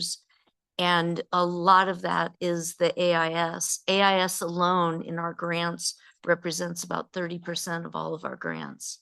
So that's a big number. You know, bottom line is thank you for the great job that you and your team did. The budget is balanced, and yes, we need to use that little carryover from 2025. And fortunate that our staff and all the different departments do such a great job throughout the year, not overspending and really being conservative, that we have that little bit left over if we need to backfill. So good job. Thank you, Chair. Thank you. And then Ashley had a question. Just a minor question. When you're considering the boat, could you please look at an electric powered boat, especially given that if that marina goes through, we'll have a way to charge it up. And it would be amazing to take one fossil fuel powered boat off the lake. Cool. We'll do. Great. Thank you. Any other questions or comments from board members? Yeah, Julie. Mr. Chair, if I may, Julie Reagan here, TRPA's Executive Director. Yes, we will look at a clean vessel. Thank you for that suggestion. I just want to thank the board because we all know it's budget fighting season in California and seems to be always in Nevada too, right? Even in the off seasons, interim finance and so on. But it's hard, you know, to fight for monies for the lake when there are a lot of important priorities in both states. So I just want to thank all of you who have been fighting for us in California and in Nevada to keep our general fund stable. But I appreciate Member Lane flagging that because over time, our overhead's going to continue to rise. And so we will need your thinking caps on strategically going forward of, you know, what approach should we take for general fund over time to increase to match that, because we're not automatically in, you know, getting cost of living adjustments because we're not a state agency in either state. So that's something we can work through operations with the brain power there, just to strategize long term to make sure that we stay whole. And I also want to thank the board for fighting for the additional grant funding. I mean, to have $22 million in grants that are supporting the Lake Tahoe Environmental Improvement Program projects. They are going on the ground to project implementers. We play a big role in that in aquatic invasive species, as was mentioned, but that's threshold attainment. That's driving us to progress in terms of our threshold. So it's a huge accomplishment, and to be able to year over year grow that pie and to collaborate with the Forest Service, who sometimes doesn't even get a budget decision in Washington until, you know, spring of the year when they're supposed to obligate money by October. We have now developed these relationships where we can partner strategically, working with the partners to deploy that money in a responsible and timely way. And that didn't happen by accident. And it's the great staff that Chad and the finance team, the professionalism they display to be the fiscal agent of a lot of those dollars. So I just wanted to make sure the public knows the 22 million in grants isn't staying in TRPA's coffers. We are moving that out into the environment for the benefit of the lake. Thank you. Great, thank you. Shelley? I just dovetailing on the comment that Brooke made, you know, one of the reasons I think why we have a pretty sterling reputation when we go before the legislatures requesting additional funding is the fact that we do budget conservatively. I mean, with all the overspending that is occurring in various states at the federal level, you know, it's nice to be part of an agency that is conservative when it comes to budgeting and living within our means to the extent we can. So I think that really helps to increase our legitimacy. Great, thank you. Any other questions or comments? All right, then I'm looking for a motion to approve the fiscal year 2027 annual operating budget. I move to approve the fiscal year 2027 annual operating budget. Perfect. All right, any discussion? Okay, Maria. Ms. Aldine, Yes. Mr. Bass, Mr. Rodriguez, Yes. Ms. Conrad Seda. Yes. Before we go further. Do we have Mr. Bass online? Circle back. Ms. Conrad Seda, yes. Mr. Stevens? Yes. Ms. Faustinos? Yes. Mr. Wood? Yes. Ms. Gustafson? Yes. Mr. Keycapper? Yes. Mr. Henigman? Yes. Mr. Tolbert? Ms. Lane? Yes. Ms. Loomer? Yes. Ms. Williamson? Yes. And Mr. Bass, are you on the line? Yes, and I'll vote yes. Thank you. And Mr. Vice Chair, that motion passes. Great, thank you. All right, so now we're on agenda item number 11, reports. Julie, we'll have you do your executive director report. Thank you, Thank you. Mr. Chair. Julie Reagan, TRPA Executive Director.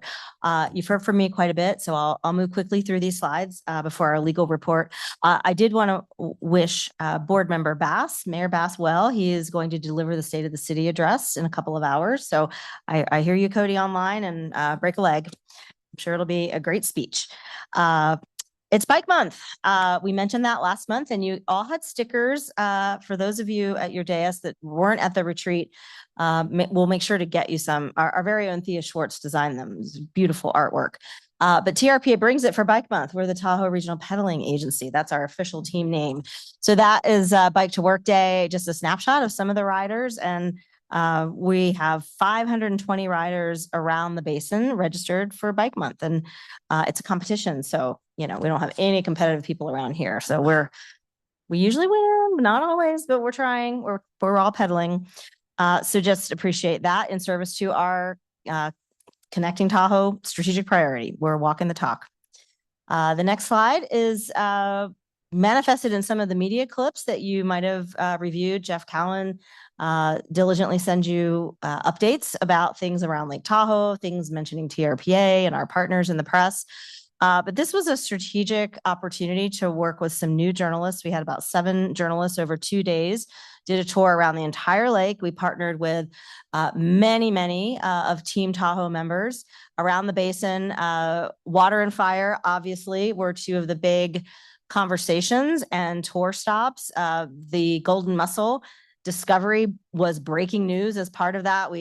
That was not planned. It just so happened that these reporters got to have a scoop while they were up here looking at feature story opportunities around invasive species, fire. We went out and looked at the Caldor burn scar, the Angora burn scar, and it was a great opportunity for us to have a series of stories out in the region before we come into our 30th summit anniversary, where we're going to be spotlighting various EIP projects over the last 30 years that have made a difference in our environment. So that's just a picture of some of the participants and some of the journalists that we have. But a big shout out to our communications team for putting that together, and for all of our partners who were a part of that.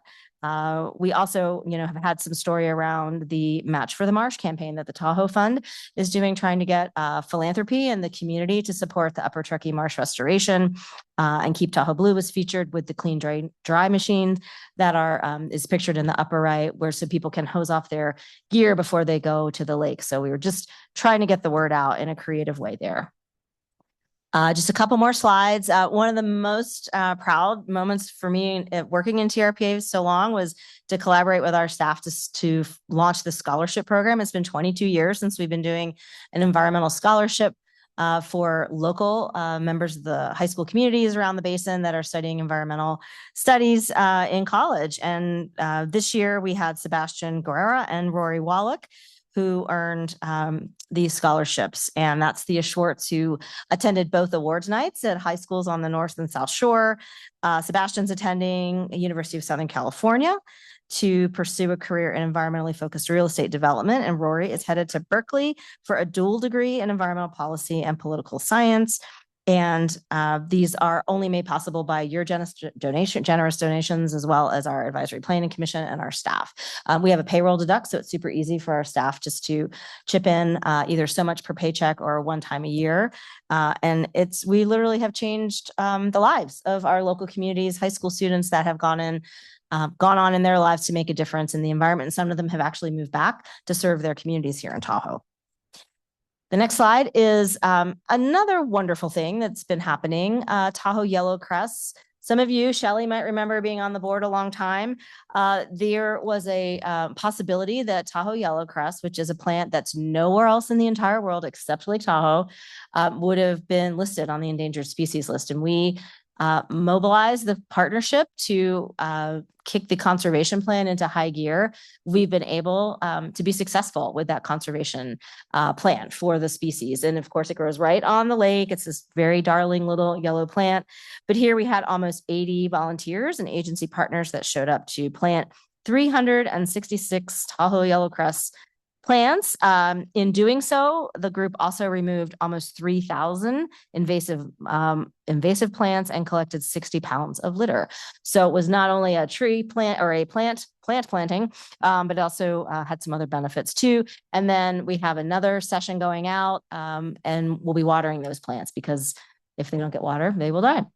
So that's kind of a neat thing that we're doing.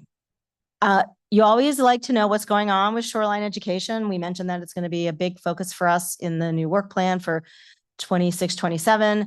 But our compliance team was super proud to inform you that they went out and recently removed 12 buoys on the California side on the West Shore.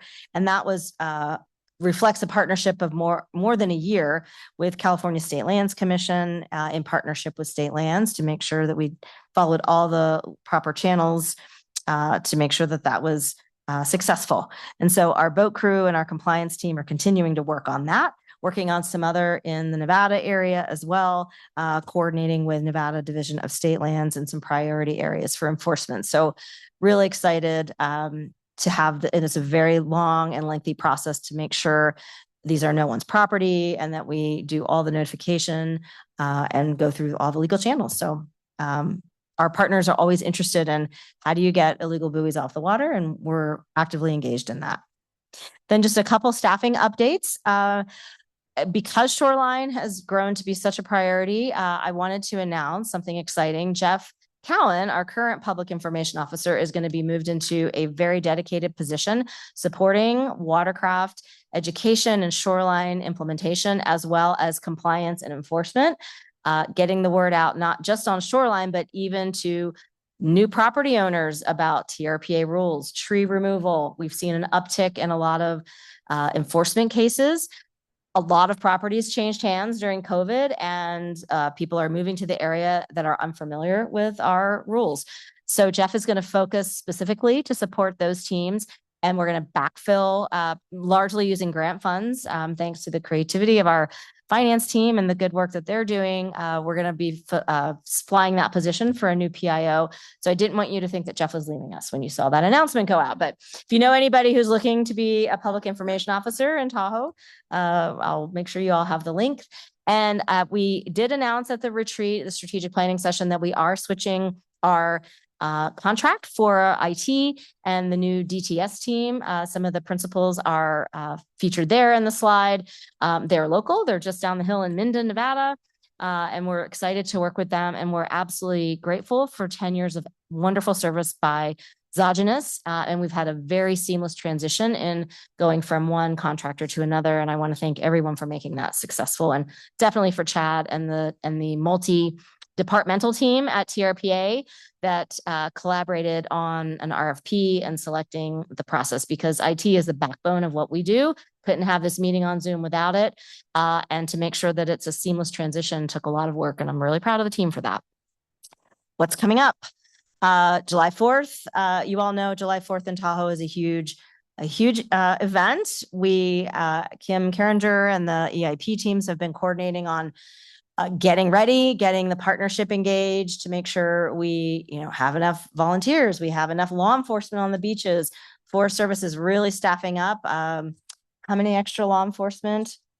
At least 20, if not more, additional law enforcement officers just for July 4th. More trash cans, more volunteers, a lot of education. So we're in the middle of working with the partners on that. At the board meeting, we have coming up certainly the Tahoe Living Update. You can hear more about how the project alternatives are shaping up for the environmental review. We're going to tell you all about the great, all the orange cones you're seeing driving around. A lot of those are water quality projects. Shannon Friedman's going to talk to you about some other EIP projects that are underway this construction season. Our interim committee of the Nevada Legislative Oversight Committee is happening July 17th. That'll be here. And we also will be having a work session in August with the committee. I do want to mention in July that we are going to bring a discussion around the glyphosate issue that came up at our governing board strategic planning session. And we've had some very thoughtful conversations with stakeholders who commented at the meeting, a series of meetings from Dan Segan, our Chief Science and Policy Officer, our communications team. I have a series of meetings actually scheduled this week and next week. So I want to thank everyone who has engaged very productively from the board and from the community on the issue. I do want to note, since our last meeting at Grand Lebacan, the Forest Service has published frequently asked questions. I'll make sure you all have a copy of that if you haven't had a chance to review. They've definitively said they are not using any herbicides in the Caldor restoration burn area in this season, 2026, or in 2027. So I wanted to make sure that the board knew that and that the community heard that as well. We have submitted our letter to the Forest Service. We've been in touch, both Kim Carringer and I, with their leadership. They have said they're actively working on a written response to us, have not received it yet, but we're expecting that any day. There's a new acting forest supervisor that just started work here in the basin on Monday. His name's Aaron Gagnon, and he will be leading the LTBMU on a detail for 120 days. He's coming to us from Oregon, but has worked all over the country as a U.S. Former Navy officer and reserve officer, and is just a great wealth of knowledge that's going to benefit us here in the basin. Look forward to working with him in his detail. Our understanding is that they are flying a permanent position, which is good because we need some permanent leadership in the basin. All of that matters in terms of working with them on the Caldor restoration. And so that's another dynamic in play in terms of how we move forward on glyphosate.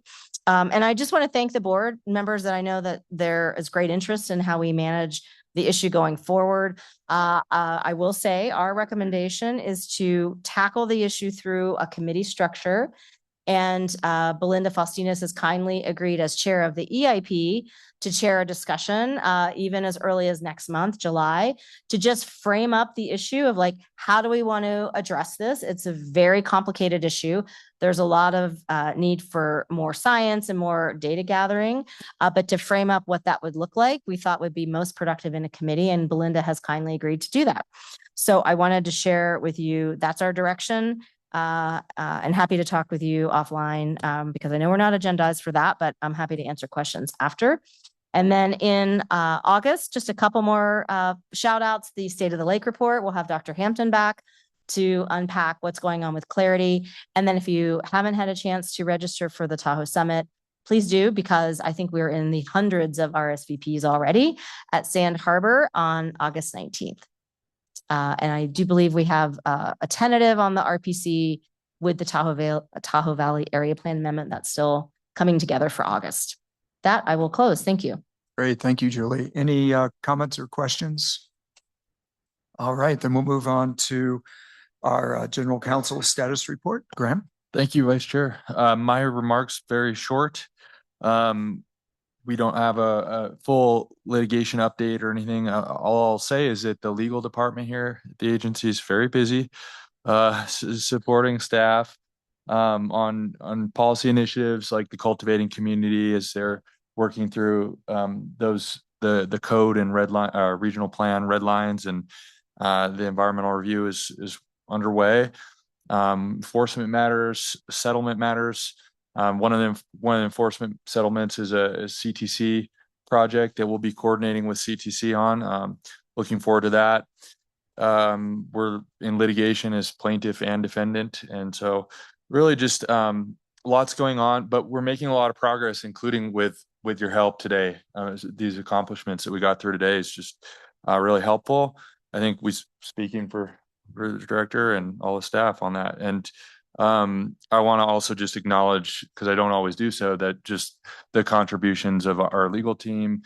Catherine really helped with an administrative record, requires a lot of work recently, and just the big contributions of Jack and Marcia. And we have an intern this summer, which really is helping out. It's surprising how much to see an extra person to help with that. So just really want to acknowledge all those contributions, and we'll keep going. That's it. Thanks. Great. Thank you, Graham. Any comments or questions on the legal report? Yep. All right, then we'll wrap that up and move on to agenda item number 12, governing board member reports. If any board member has a report, let me know. Anyone? Shelley? It's not really a report, it's a question. Regarding the commercial warehouse project that was continued, it was my understanding, and I think we've had this discussion, I don't know exactly what the time frame was, about the value of having these projects go before the local jurisdictions first, before they make their way to TRPA. The local jurisdictions obviously are constantly communicating with members of the community. You know, they have a better understanding of what the concerns are. And I think would be far more productive, rather than continuing these items, to actually have the local jurisdictions take first crack at these projects. I think that's a terrific idea. And John Hester here, and what I will tell you, Graham says, oh, you're going to tell your story again. But some of you may remember when Clem Shute was on I don't remember what it was called, the Regional Plan Update Committee or Implementation Committee. And first RPIC, yeah. One of our first projects out of the chute was from Washoe County, and RPIC took an action, and then Washoe County changed it. And he said, and it was area plan amendment. He said, as I recall, he said, from now on, the RPIC doesn't want to see anything unless the local governments acted first. So maybe we just want to take that direction and maybe ultimately put it in our rules of procedure for projects and plan amendments, because there's no reason for us to act if the local government doesn't support it. Amen. All right.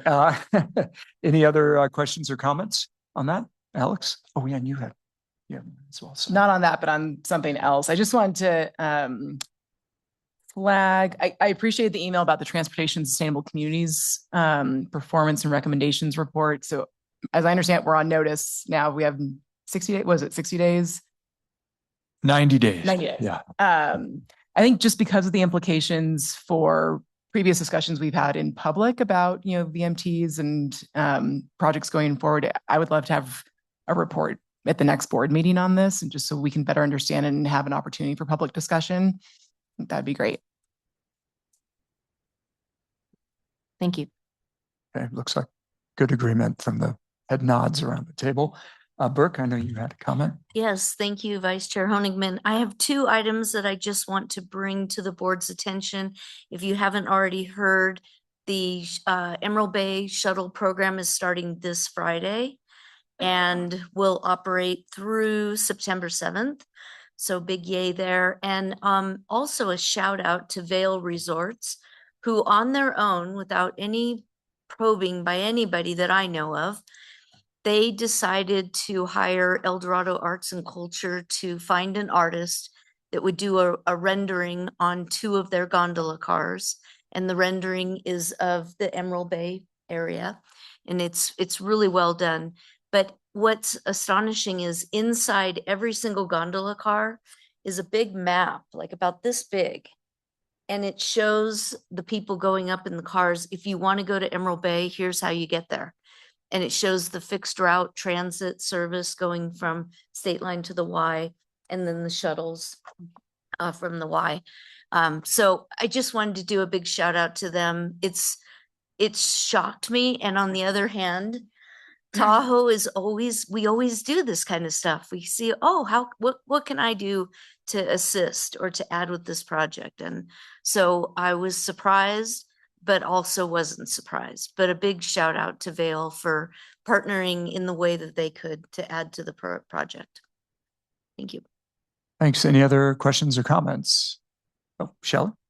And this may be online, but it would be helpful to periodically have staff come back to the board with an update on the progress being made, especially on these major projects like Homewood, like the future marina restoration project, and just do it maybe quarterly just to keep the public and the board informed. That would be great.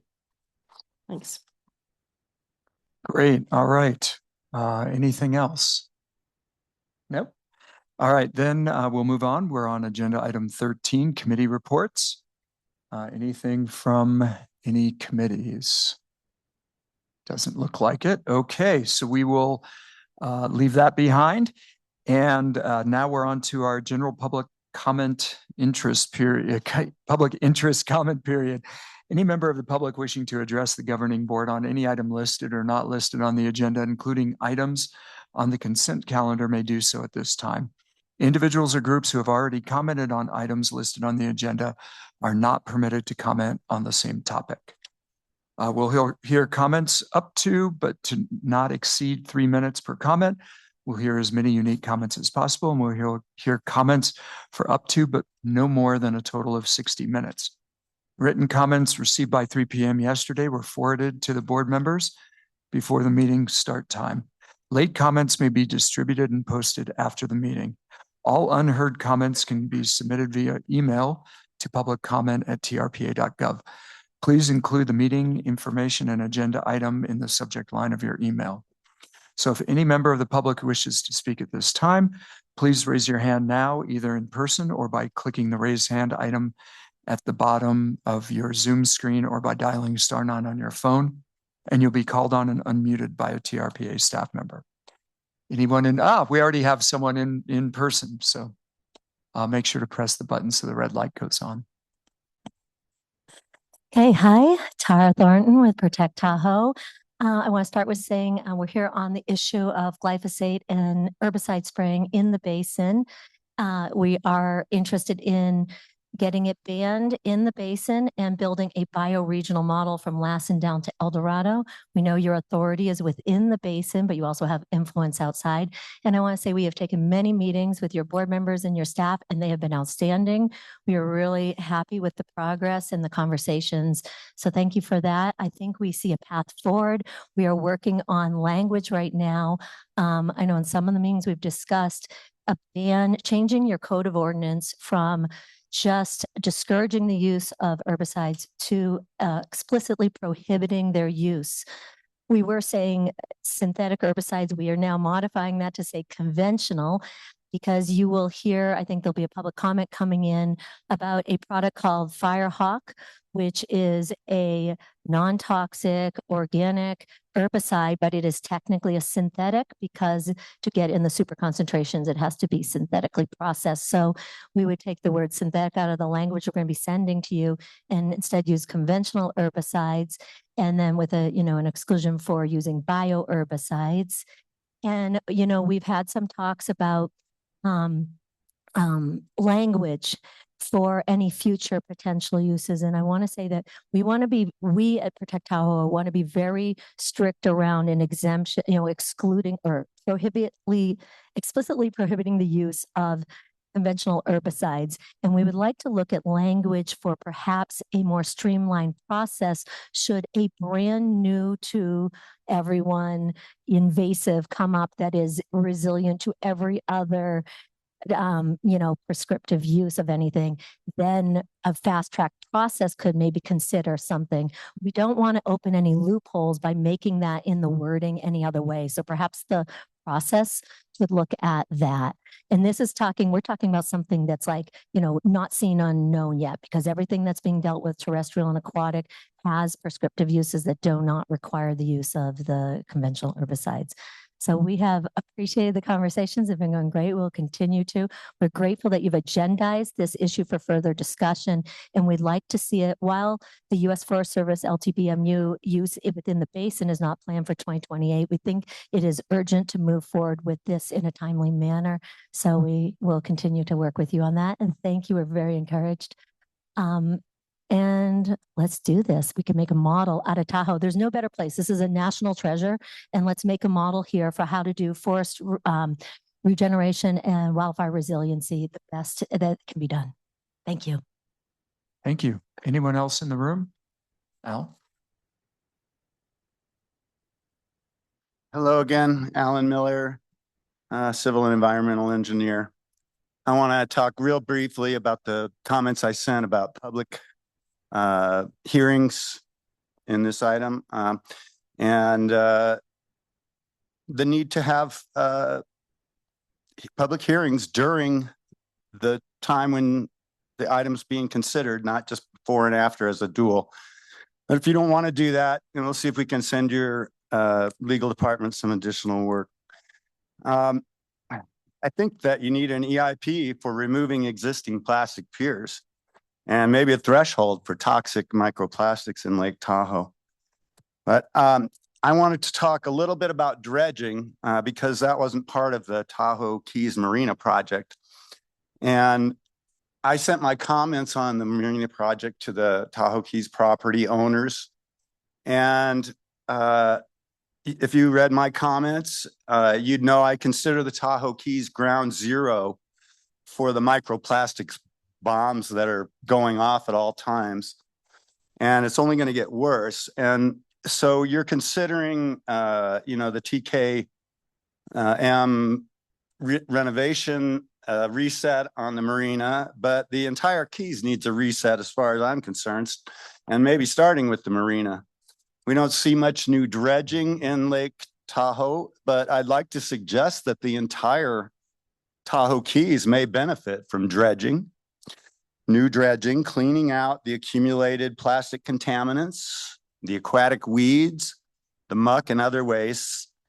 I mean, I know somebody who lost a boat in the lagoon.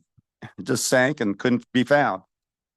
The benefits might be deeper and colder water, which equates to less plant growth and may keep the weeds below the levels of entanglement with the boats and the propellers that are exacerbating the spread and costing a lot to control. And also better water quality because it'd be deeper and colder. And typically, plants don't emerge if the water's, more than 6 or 8 feet deep unless it's extraordinarily clear. So again, I'd just like to suggest that that going forward, that be somehow made a priority to get some dredging done in there and get some of that crap out of there, because it's going out into the lake, it's fluxing out of the sediments, and it's not going away. It's only going to accumulate more. And already it's, I think, probably very bad. And we need to do some study on that. So that's what I want to leave you with today. Let's get the toxics out of Lake Tahoe. And, Tahoe Keys is ground zero, a good place to start. Thank you. Anyone else in person? Gavin. Excuse me. Thanks, Gavin Feiger, Keep Tahoe Blue. First off, thanks to Supervisor Lane for continuing to champion the Emerald Bay service, and TTD and Jim for jumping over backwards, jumping through hoops, turning over backwards. I think all of that actually to get this thing launched this Friday.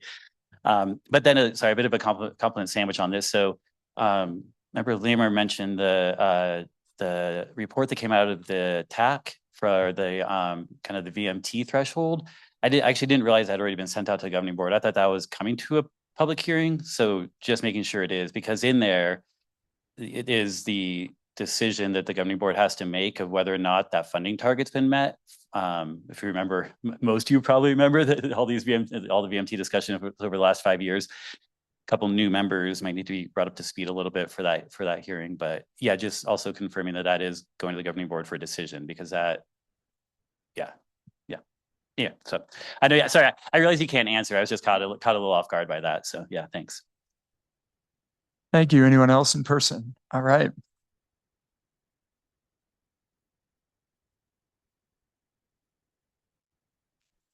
Oh, press the button. Yeah, thanks. First time, sorry.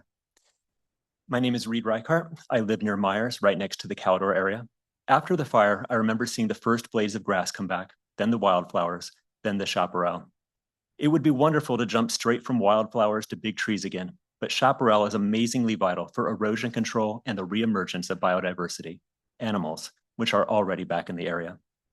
In their so-called restoration plan, the Forest Service calls the native chaparral species competitive vegetation that needs to be removed to make way for planting conifers.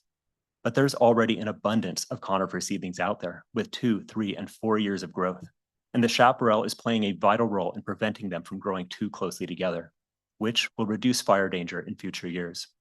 You see, what's happening in Caldor right now is what's supposed to be happening. It is not deterioration. Let me quote research directly from the Forest Service website. Quote, while chaparral has little commodity value, it has great value in slope stabilization, watershed cover, wildlife habitat, and nutrient cycling. Still quoting, chaparral vegetation reduces flood potential. After Caldor, one of my neighbors called the water flow off the mountain Caldor Part 2. Yet this agency, with this knowledge on their own website, is telling us they're going to remove that vegetation from the mountain, spray the exposed soil with synthetics to keep it exposed, and somehow what they're spraying won't make its way into the waterways? Come on, everything on that mountain flows down. The Forest Service calls its plan restoration and reforestation, but the forest has been reforesting itself for 5 years and it's doing a great job. So let's be clear about what their plan really is. It's deforestation followed by planting of a monocrop, their commodity crop, to the detriment of the rest of the forest. And here's the gist: healthy forest, healthy lake. If this deforestation, monocropping, glyphosating strategy is allowed to start in Tahoe, it will become the worst thing that's happened to the basin since the Comstock clearcutting. That means a ban on all synthetic herbicides in the basin will be the most important thing you will ever do as stewards of this special place. This should be your top priority right now. As for human health, the entire community of Myers is 1,600 acres, sitting next to a spray area of 2,400 to 3,600 acres. The idea that glyphosate-laden dust won't blow into our area on windy days is simply not credible. Sure, we're not all going to get sick, but there will be some for whom this will change lives completely one day in heartbreaking ways. You must think ahead for those people. So whatever your priority, healthy people, healthy forests, healthy lake, healthy wildlife, healthy soil, everything points to a full ban on all synthetic herbicides in the Tahoe Basin right now. Thank you. Thank you. Anyone else in the room? All right, then we'll go online. Are there any hands raised? Thank you, Mr. Chair. There are 2 hands raised online. The first hand up is Mary Lou Lunsford. Mary Lou, please unmute to make your comment.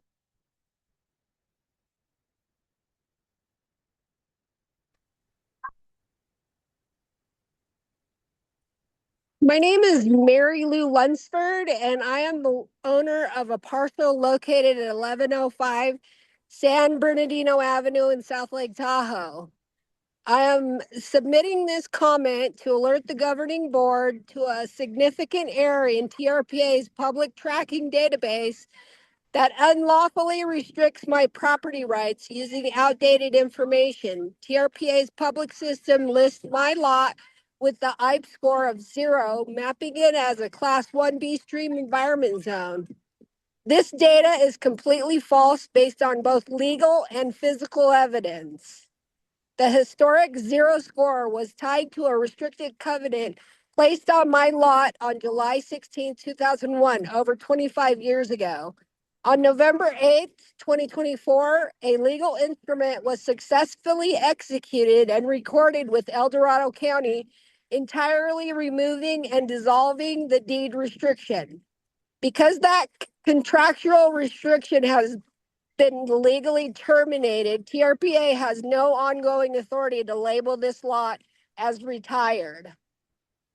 As proven by the El Dorado County Department of Transportation recorded drawing sheet L4R in Myers, the county permanently altered the neighborhood's hydrology last summer by building a blanket line channel above pipe IT1 BLC directly adjacent to my lot. This engineering network actively intercepts and redirects historical stormwater away from my parcel.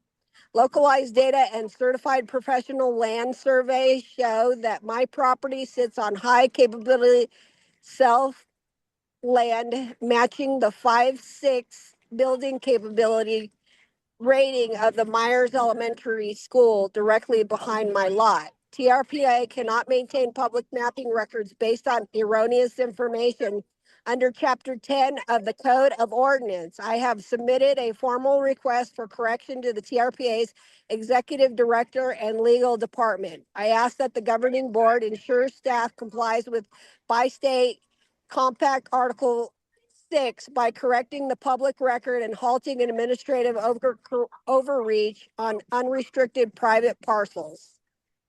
Thank you. Thank you. And the last hand raised is Kathleen Halal. Kathleen, please unmute to make your comment. Okay, hello. My name is Kathleen Halal, and I'd like to thank the chair, the board members, and the staff for the opportunity to speak. I have a background in environmental policy and sustainable land management.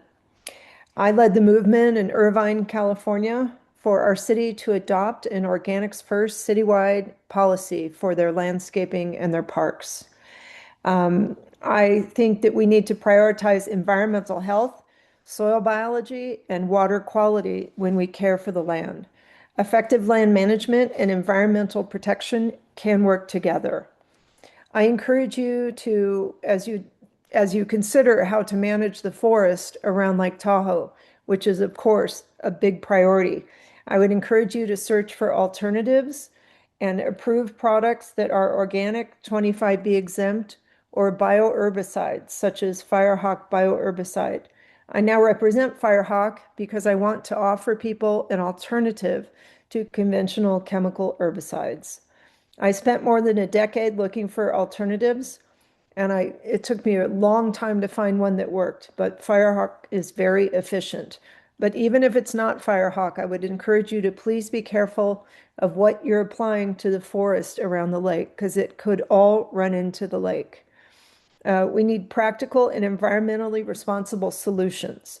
The importance of reducing environmental impacts are probably pretty obvious at this point, at what's going on in our environment and supporting the life around the lake and throughout our communities. Lake Tahoe priorities need to be protecting the water quality, the forests, the biodiversity, and the watersheds.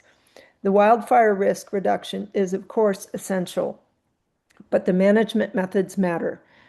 I would just like to offer my support for using products like bioherbicides in managing the forest where it needs to be governed.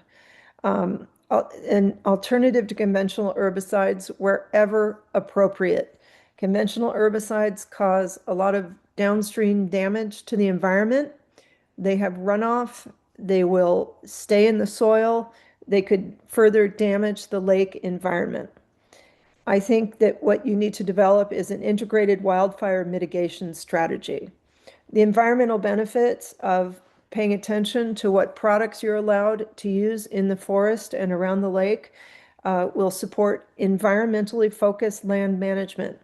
You could reduce reliance on chemical inputs by searching for better solutions. Using products such as Firehawk will protect natural resources while addressing your vegetation challenges. In closing, I'd like to say that environmental protection and wildfire mitigation can work together, and I would encourage the TRPA to please evaluate sustainable vegetation management tools. Thank you very much for your commitment to Lake Tahoe. Thank you. Any other hands? Yes, Mr. Chair, one more hand went up. Kelly Ryerson, please unmute to make your comment. Hi, everyone. Thank you so much. I know I met with several of you, and we're just so excited to protect Tahoe with the progress and just all of your attention on this matter. I wanted to follow up. I've watched over the last probably 5 or 6 years now, the development of Firehawk, and have been very excited watching it go through EPA evaluation, finally coming out and being approved. And what I have long looked for in my world of glyphosate advocacy is a 1-for-1 swap, and I think this is it. And so I'm just thrilled that it should be available in time for our Tahoe forests. Second, I just wanted to remind, and I know that you guys know this, but we are really counting on TRPA, given your specific authority in regards to being federally recognized as having power. And since I deal quite a bit at the federal level, I know this is a lever that we really need to be able to further protection of our forests. So I look forward to continuing to meet with all of you and see what we can get done. Thank you. Thank you. Anyone else online? Mr. Chair, there are no other hands raised to comment. All right, then we'll close our final comment period. And that leaves us to our final item, which is adjournment. Do I have a motion to adjourn? All right, thank you. All in favor? Aye. All right, assuming no one opposed, we are adjourned then at 2:05 p.m. Thank you all. And thanks to Rodney at ExecuShield for joining us today. Thanks, Rodney.